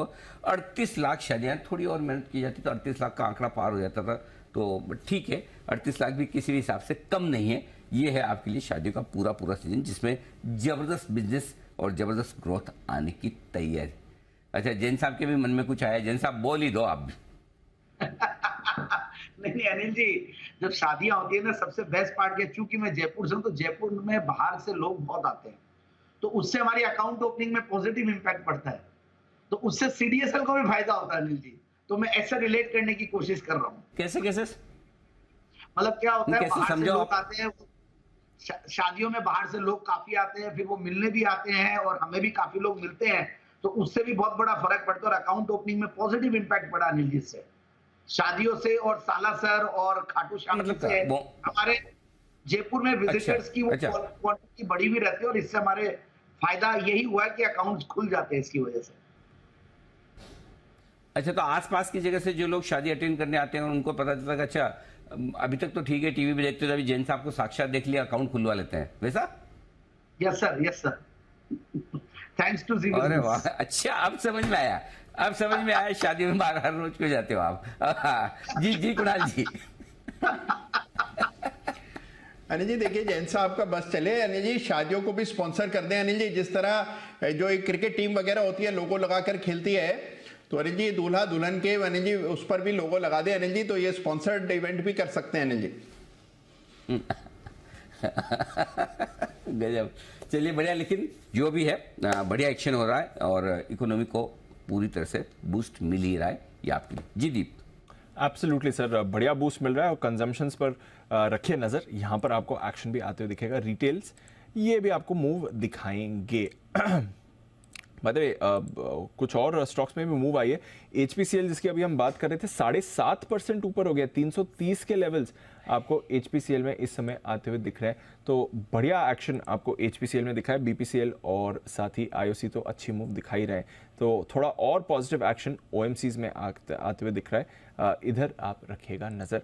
कुछ और इंटरेस्टिंग एक्शन भी आने वाले हैं बाजार में। उससे पहले एक बार पहले हिमांशु जी की तरफ से आई थिंक एक कॉल आ रही है। हिमांशु जी, बिगुल आपके लिए सर। जी दीप, आइए बिगुल हिमांशु जी के लिए, हिटमैन हिमांशु।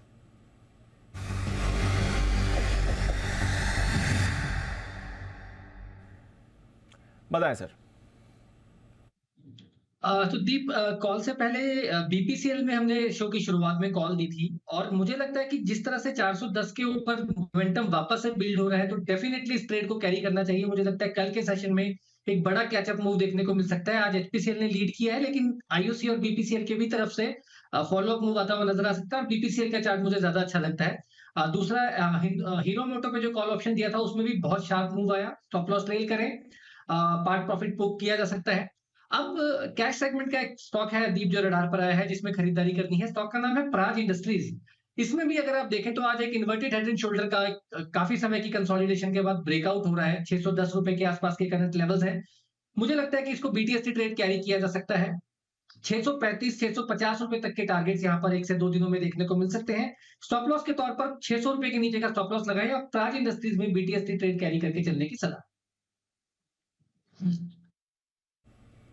आज इंडस्ट्री सुबह सुबह बलरामपुर चीनी किसको पसंद आया था? हाथ खड़ा करें, नहीं तो मैं ढूंढ के बता दूंगा।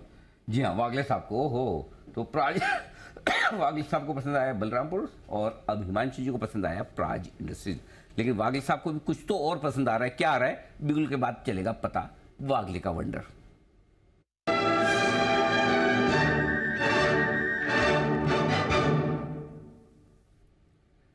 बताएं सर।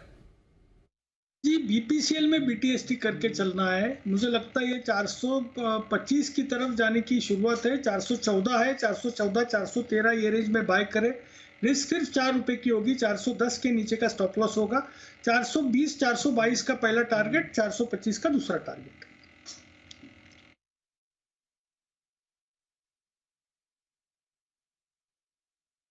ये है वागले साहब की पसंद। हमने देखा था शो की शुरुआत के करीब हिमांशु जी की तरफ से भी यहाँ पर आई थी। वागले साहब को भी ये काउंटर पसंद आ रहा है और OMCs तो फ्लेवर ऑफ द सीजन बने ही हुए हैं इस समय, तो अच्छी मूव के साथ ये काउंटर सारे ट्रेड भी कर रहे हैं। कुछ और काउंटर्स पर भी डालिएगा नज़र। ऑयल मार्केटिंग कंपनीज पे तो मूव आ ही रही है। बाय द वे सिप्ला अब आपके लिए 8% नीचे हो गया, तो फ्रेश डेज लो पर सिप्ला अभी अभी आपको आते हुए दिख रहा है। कमजोरी और परेशानी इसकी बढ़ भी रही है। IIFL फाइनेंस, इस पर एक अच्छा स्पाइक आया है। अभी हम बाजार से जुड़े स्टॉक्स की बात कर ही रहे थे। IIFL फाइनेंस पर रखिएगा नज़र। एक अच्छी तेज़ी के साथ ये काउंटर इस समय ट्रेड करते हुए दिख रहा है। मूव इस पर अच्छी आई है थोड़ी देर पहले।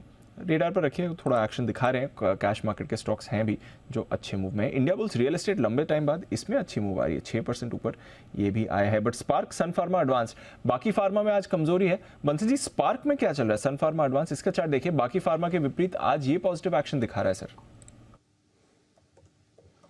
देखिए दिवांशु, मेमोरी आपकी भी बढ़िया है और ये स्टॉक अगर आप ध्यान दें, कुछ दिनों पहले मैंने इसको पिक ऑफ द डे में रिकमेंड किया था। बेहतरीन टेक्निकल स्ट्रक्चर है। बाकी फार्मा जब चल रहा था तो ये साइडवेज हो गया था और नीचे में 244 के अराउंड एक अच्छा बेस है। दीपांशु, ये बड़ी तेजी का एक बड़ा प्रबल दावेदार है।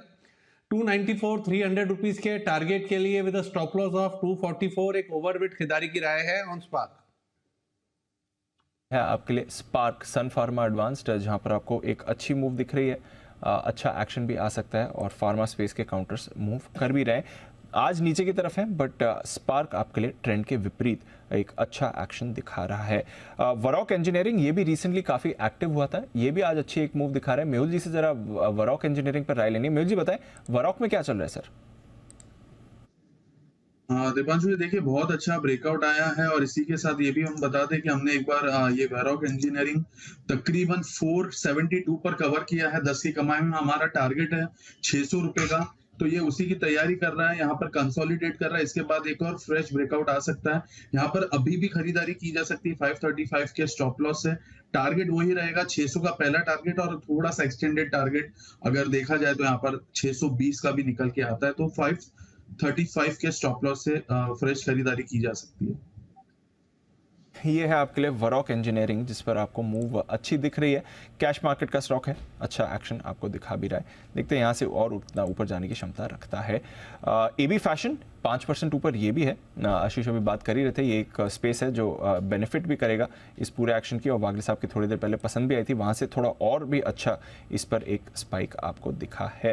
रेलवे स्टॉक्स में भी आज एक मूव है। रेलटेल, ये अच्छी मोमेंटम में दिख रहा है। कुणाल जी, रेलटेल का चार्ट देखें, यहाँ पर अच्छा एक्शन इस समय आ रहा है। रेलवे स्टॉक्स तो वैसे भी अच्छे रोटेशन में रहे, थोड़ी देर पहले एक अच्छा स्पाइक भी दिखा था।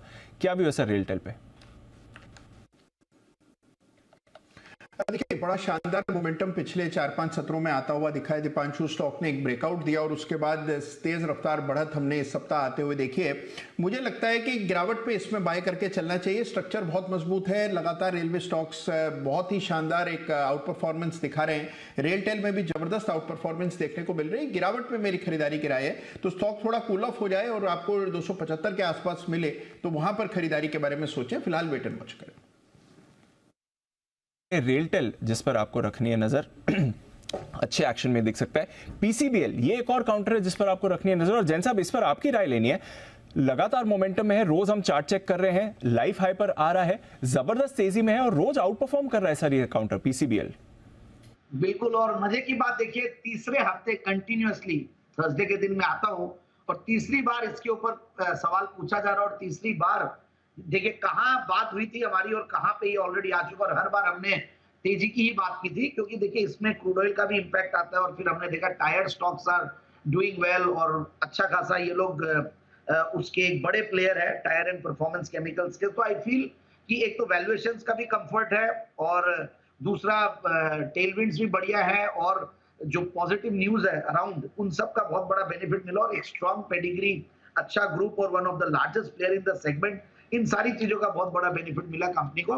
तो आई फील कि जिन्होंने लिया हमारे राय पे वो एक बार बने हुए ही रहें और जिनको एंट्री करनी है उनको थोड़ा करेक्शन का वेट करना चाहिए, क्योंकि ऐसा नहीं है कि कंटिन्यूसली स्टॉक चलता जाएगा। बट आज भी जिस तरीके के क्वार्टरली रिजल्ट्स आए और जो वैल्यूएशंस है, ये स्टॉक उतना महंगा नहीं लगता है। सो दैट्स द रीजन, और थोड़ा सा वेट करें गिरने का, और गिरावट पे जरूर से खरीदना चाहिए वापस। पीसीबीएल जिस पर आपको एक अच्छी मूव आती हुई दिख रही है, जैन साहब काफी एक्टिविटी दिख रही है इस काउंटर में, रखिए नजर, मूव बढ़िया आ रही है। मूव आपको एक अच्छी आती हुई दिख रही है स्टर्लिंग एंड विल्सन में, आज अच्छा स्पाइक मिला है। पावर स्पेस के स्टॉक्स जो हैं अच्छा एक्शन इस पर दिख रहा है। जुबिलेंट इंग्रेविया ये एक और काउंटर जो एक्टिव हो रहा है, मंजी जी इस पर भी नजर डालिए। एक दो फार्मा के कैश स्टॉक्स हैं जहां पर अच्छा रोटेशन दिख रहा है। जुबिलेंट इंग्रेविया जरा देखें सर। जी दीपांशु, इसके अंदर भी अगर आप देखें तो एक रिबाउंड देखने को मिल रहा है, और कहीं ना कहीं एक संकेत है दीपांशु बॉटम फॉर्मेशन के।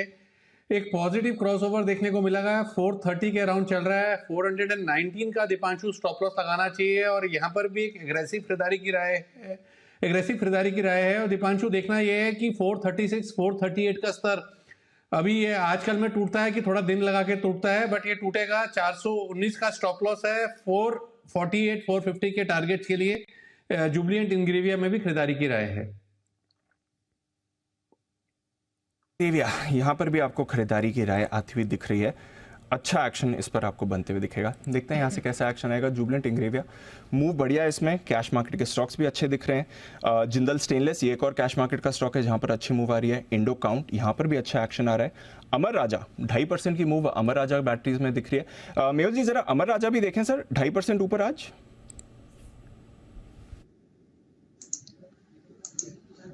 दीपांशु देखिए, फ्रेश ब्रेकआउट आया है, बहुत ही बढ़िया ब्रेकआउट है कंसोलिडेशन के बाद, और काफी समय के बाद ये 650 660 के ऊपर सस्टेन कर रहा है। तो यहाँ पर लगता है कि फ्रेश बाइंग करनी चाहिए।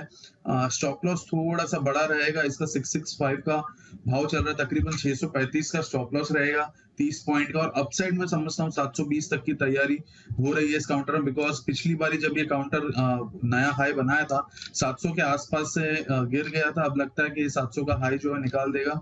720 की तैयारी करते हुए अमर राजा यहाँ पर बाई कीजिए 635 के स्टॉप लॉस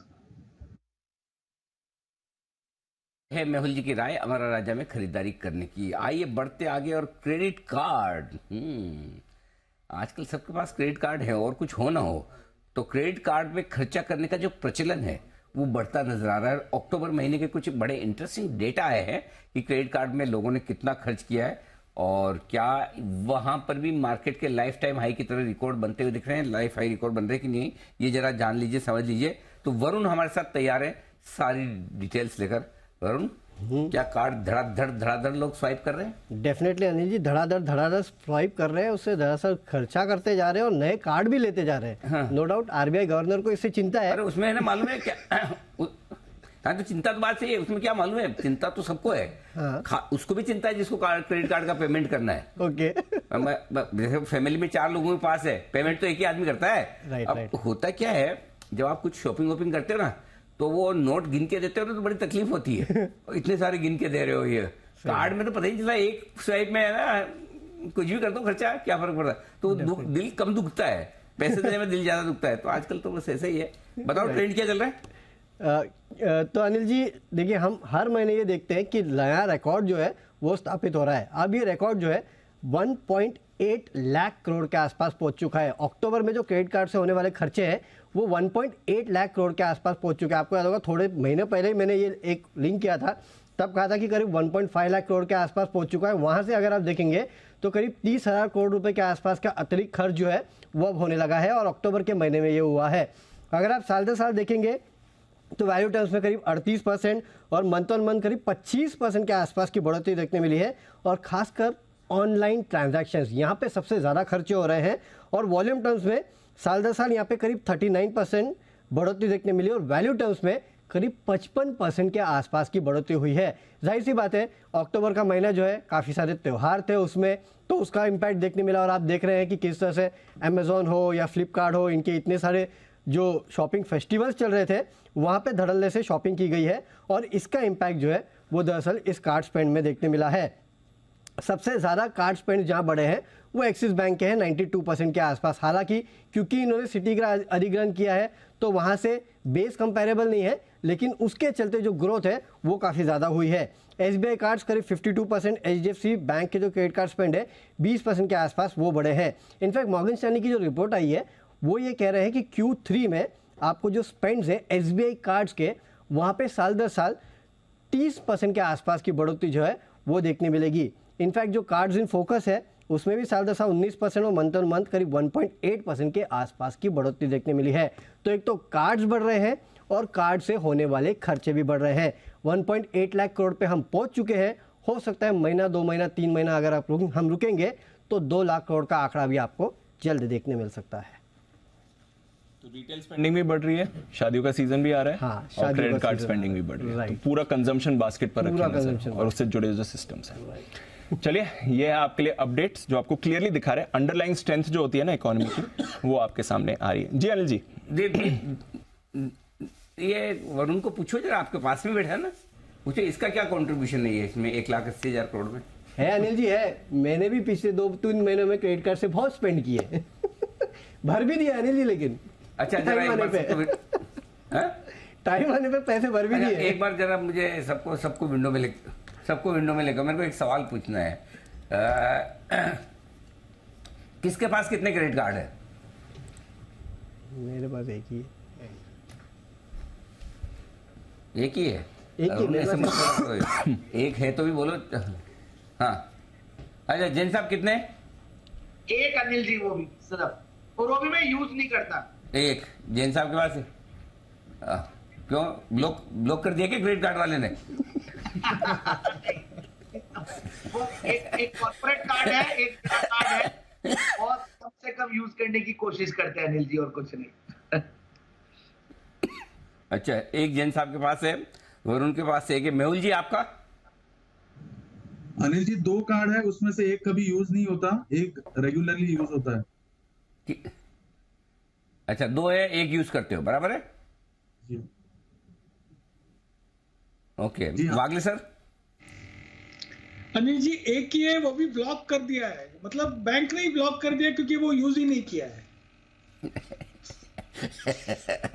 ओके, हिमांशु जी कितने? 2?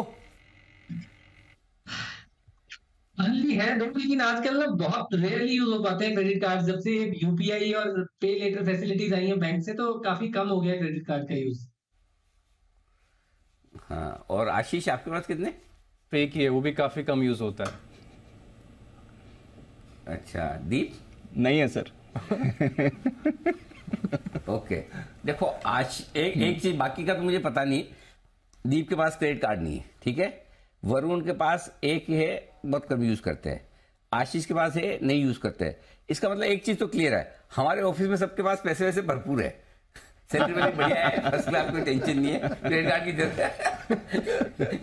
की जरूरत ही नहीं पड़ती है। तो हमारे यहाँ तो सब कुछ ठीक है। लेकिन ये है कि अब क्रेडिट कार्ड है ना, लोग यूज करना कम कर रहे हैं, जिनके पास है वो भी कम यूज कर रहे हैं। तो ये समझना जरूरी है। वरुण, अब सवाल आपसे है कि जहां जो लोग कई सालों से क्रेडिट कार्ड, हम में से सबके पास कई सालों से क्रेडिट कार्ड है, राइट, तो हम तो यूज नाम के लिए रखा हुआ है, हार्डली यूज करते हैं समझिए, तो फिर ये खर्चा कर कौन रहे हैं?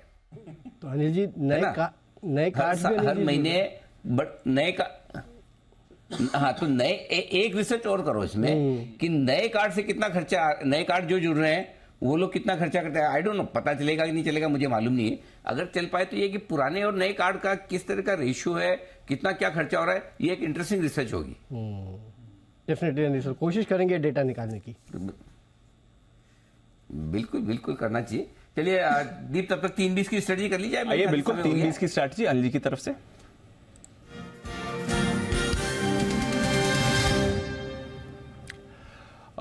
डाउ फ्यूचर्स एकदम फ्लैट है सर। नास्डैक फ्यूचर्स में हल्की बढ़त है, 1/4% ऊपर दिख रहे हैं। S&P फ्यूचर्स ठीक है, कोई वैल्यू नहीं है। आज शाम अमेरिकी बाजार बंद है, कल हाफ डे है। यूरोप के बाजार में ठीक ठाक कारोबार है। कच्चा तेल और फिसला है जी, पिछले कुछ मिनटों में 1.5% नीचे अब कच्चा तेल दिख रहा है। रुपया आपके लिए थोड़ा कमजोर है, क्या करके जाएं सर? तेजी की पोजीशन बनाए रखें, फ्रेश खरीदना चाहें तो आज, नहीं तो सुबह भी मौका मिल जाएगा, कोई दिक्कत नहीं है।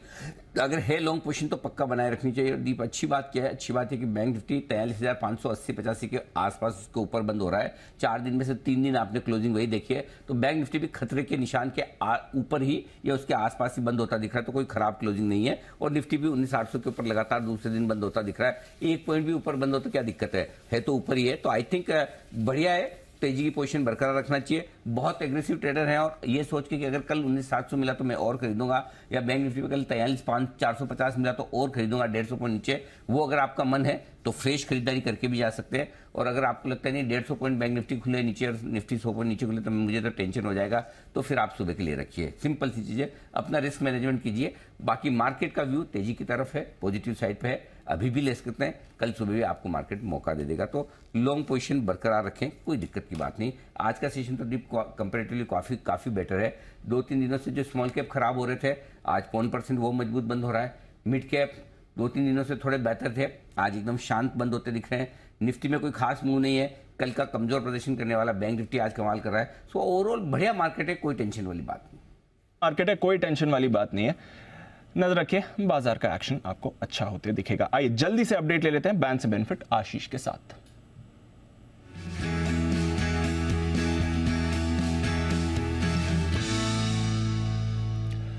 आशीष, कल तो लिस्ट थोड़ी कम हुई थी, आज इनफैक्ट बैन लिस्ट वाले काफी स्टॉक्स एक्टिव हो रहे हैं, क्या और भी कुछ बदलाव होंगे? बिल्कुल दीपांशु, बदलाव हो सकते हैं। 9 स्टॉक हैं अभी हमारे पास बैन में, इनमें से 3 स्टॉक ऐसे जिनमें प्रयास है कि बैन से बाहर निकल जाए। हालांकि कंफर्मेशन सिर्फ एक स्टॉक में, BHEL में, जहां पर 79% है मार्केट वाइड पोजीशन लिमिट। बाकी NMDC 80.6% है, तो अभी भी बॉर्डर लाइन के थोड़ा ऊपर, 80% से नीचे आएगी पोजीशन तभी स्टॉक बैन से बाहर आएगा। और MCX इस स्टॉक के ऊपर भी नजर रख सकते हैं क्योंकि एक्सपायरी भी करीब है, तो 81.17% है, यहाँ पर भी नजर रखेंगे। 3 स्टॉक है जिनकी दावेदारी है बैन से बाहर निकलने के लिए। और एंट्री करने के लिए आज सबसे ज्यादा एक्शन है पूरे शुगर स्पेस में। बलरामपुर चीनी में अगर आप देखें तो पोजीशंस काफी तेजी से बढ़ी हैं, 114% हो गई हैं। तो 2 स्टॉक तो ऐसे हैं जहां पर पूरी उम्मीद है कि स्टॉक आपको बैन से बाहर देखेंगे, BHEL और NMDC। बलरामपुर चीनी आपको बैन में एंट्री करते हुए नजर आएगा। ये है आपके लिए बैन में एंट्री होने की तैयारी बलरामपुर चीनी की है, बिल्कुल है। बाहर का क्या सीन है आशीष? कोई भी नहीं। BHEL 79% के साथ कंफर्मेशन दे दिया है। NMDC से भी उम्मीद रख सकते हैं 80.6, हालांकि समय तो अब 1 ही मिनट बचा हुआ है, तो नजर यहाँ पर रखेंगे। तो 2 स्टॉक है हमारे पास एग्जिट के लिए। रखो, लेट्स कीप भेल। ओके, कल भेल बैन से बाहर आ जाएगा, वेरी नाइस, चलो बहुत ही बढ़िया।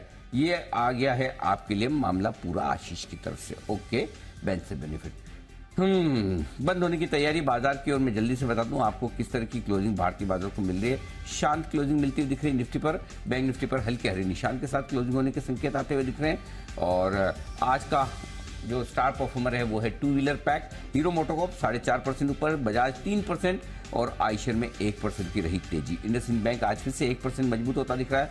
BP, HP, IOC गजब की तेजी में 2-2.25% मजबूत BPCL आपको दिखेगा। कोल इंडिया में भी 1% की तेजी आज होती हुई दिखेगी। दिग्गजों में HDFC बैंक और SBI ने हरे निशान में की है आज समाप्ति। लाल निशान में रहा है सिप्ला, 7.5% का बड़ा एक्शन यहाँ पर आता हुआ दिखा है। और अल्ट्राटेक 2% नीचे। ये है आपके लिए प्रोविजनल क्लोजिंग जो निफ्टी और बैंक निफ्टी में एकदम, निफ्टी में एकदम शांत, बैंक निफ्टी में 150 पॉइंट ऊपर।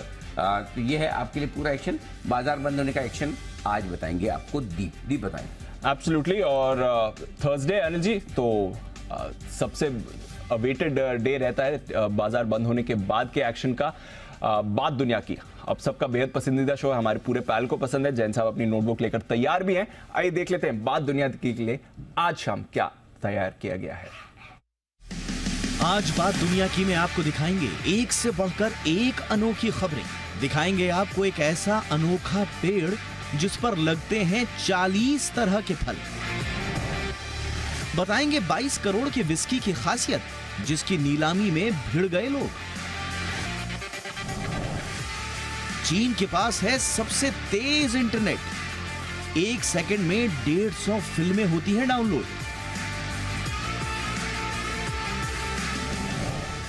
वैज्ञानिकों ने खोला राज, बताया बिल्ली आखिर क्यों करती है म्याऊं। और बताएंगे रूस में आबादी बढ़ाने का अजीब फॉर्मूला। महिला कैदी अगर प्रेग्नेंट हुई तो सजा हो जाएगी माफ। देखिए बात दुनिया की आज शाम 4:26 पर सिर्फ जी बिजनेस पर। तो कुछ बेहद इंटरेस्टिंग आज के लिए आयोजन किया गया है। अनिल जी, हमारे एक्सपर्ट से तो हम लोग हर बार पूछते हैं, आज आप स्टूडियो में नहीं, आज मैं आपसे भी पूछना चाहता हूं सर, आपको इन सब में से कौन से इंटरेस्टिंग? ना मेरे को तो सबसे बढ़िया होगा कि बिल्ली क्यों बोलती है म्याऊं। अगर समझो फॉर एग्जाम्पल बिल्ली म्याऊं तो बोलेगी, नहीं तो क्या बोले? बिल्ली अगर डेचू डेचू बोले और घड़ा बोले म्याऊं, अच्छा लगेगा?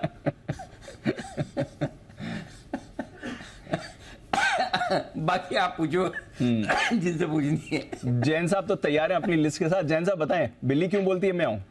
वही मैं भी एक्चुअली यही सोचा था कि बिल्ली म्याऊं नहीं बोलेगी कि वो थोड़ी करेगी, मतलब वो जो अनिल जी ने बोल ही दिया। दूसरा 40 फ्रूट वाला गजब का, ये न्यूज देखने लायक होगी कि 40 फ्रूट एक ही पेड़ में हो जाए तो काम ही खत्म, मतलब झमेला ही नहीं है इधर उधर जाने का। एंड देन चाइना की फास्टेस्ट इंटरनेट, फिर ये 22 करोड़ की विस्की ऐसी कौन सी है, ये मतलब न्यूज तो आज सारी की सारी एक से एक, हमने चारों बहुत जबरदस्त है। बड़ा मजा आने वाला है, जबरदस्त न्यूज है बात दुनिया की। हर बार मजा आता है इस शो में, और इस बार भी हमारी टीम आपके लिए कुछ इंटरेस्टिंग शोज लेकर आई है, स्टोरीज लेकर आई है। 4:30 बजे बात दुनिया की मिस नहीं कीजिएगा। Advertising standard council of India यानी कि ASCI, इन्होंने भ्रामक विज्ञापनों पर चौंकाने वाली रिपोर्ट जारी की है। डिजिटल मीडिया पर ऐसे विज्ञापन हैं कि 21% के साथ सबसे ज्यादा भ्रामक विज्ञापन हेल्थ केयर सेक्टर के आ रहे हैं। ऐसे में आज शाम 6 बजे हम इसी बात पर करेंगे चर्चा, झूठे और भ्रामक विज्ञापनों के खतरे को समझेंगे, साथ ही इन पर सख्ती और लगाम लगाने की कोशिशों पर भी एक्सपर्ट से करेंगे चर्चा। हमारे साथ होंगे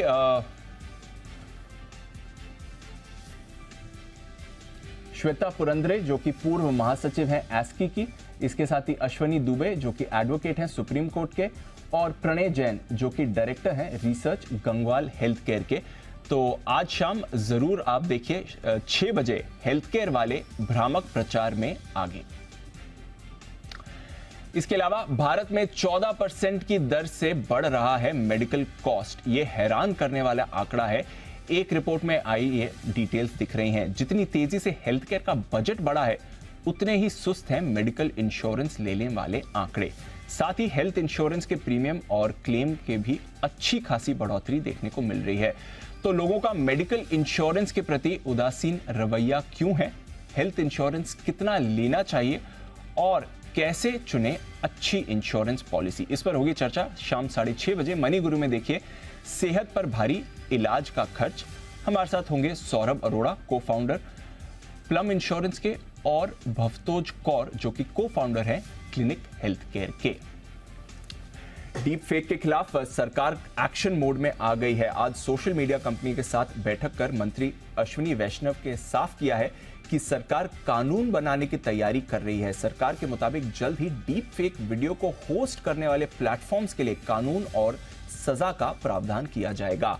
इंडिया 360 में करेंगे पूरा विश्लेषण, जानेंगे किस तरह के कानून की जरूरत है और ये कितनी जल्द आना चाहिए। देखना मत भूले हमारी कवर स्टोरी डीप फेक पर कानून वाला ब्रेक, आज शाम 8 बजे।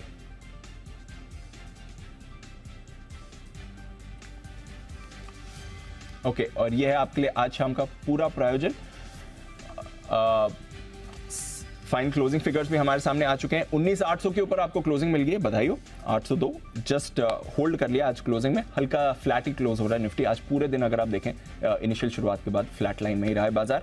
बैंक निफ्टी 125 अंक ऊपर हुआ है, तो निफ्टी एक्सपायर कर गया है 19,800 पर। बैंक निफ्टी आज थोड़ा आउट परफॉर्म किया है 3 दिन की सुस्ती के बाद। स्मॉल कैप्स में तेजी आई है, मिड कैप आपका एकदम फ्लैट रहा है। बहुत बहुत शुक्रिया हमारे सभी मेहमानों का आज हमारे साथ शो में साथ देने के लिए। जैन साहब, मेहुल जी, वागले साहब और हिमांशु जी, आपका भी कल सुबह वीकेंड सेशन से पहले आपसे होगी मुलाकात एक्शन को आगे बढ़ाने के लिए। बढ़ाइए, मृत्युंजय हमारे साथ स्टूडियो में जुड़ चुके हैं कमोडिटी बाजार पर नजर रखने के लिए। और मृत्युंजय, कल तो कमाल हो गया, कच्चे तेल में बड़ी इंट्राडे गिरावट है, उसके बाद रिकवरी भी हुई, आज खैर नरमी बनी हुई है।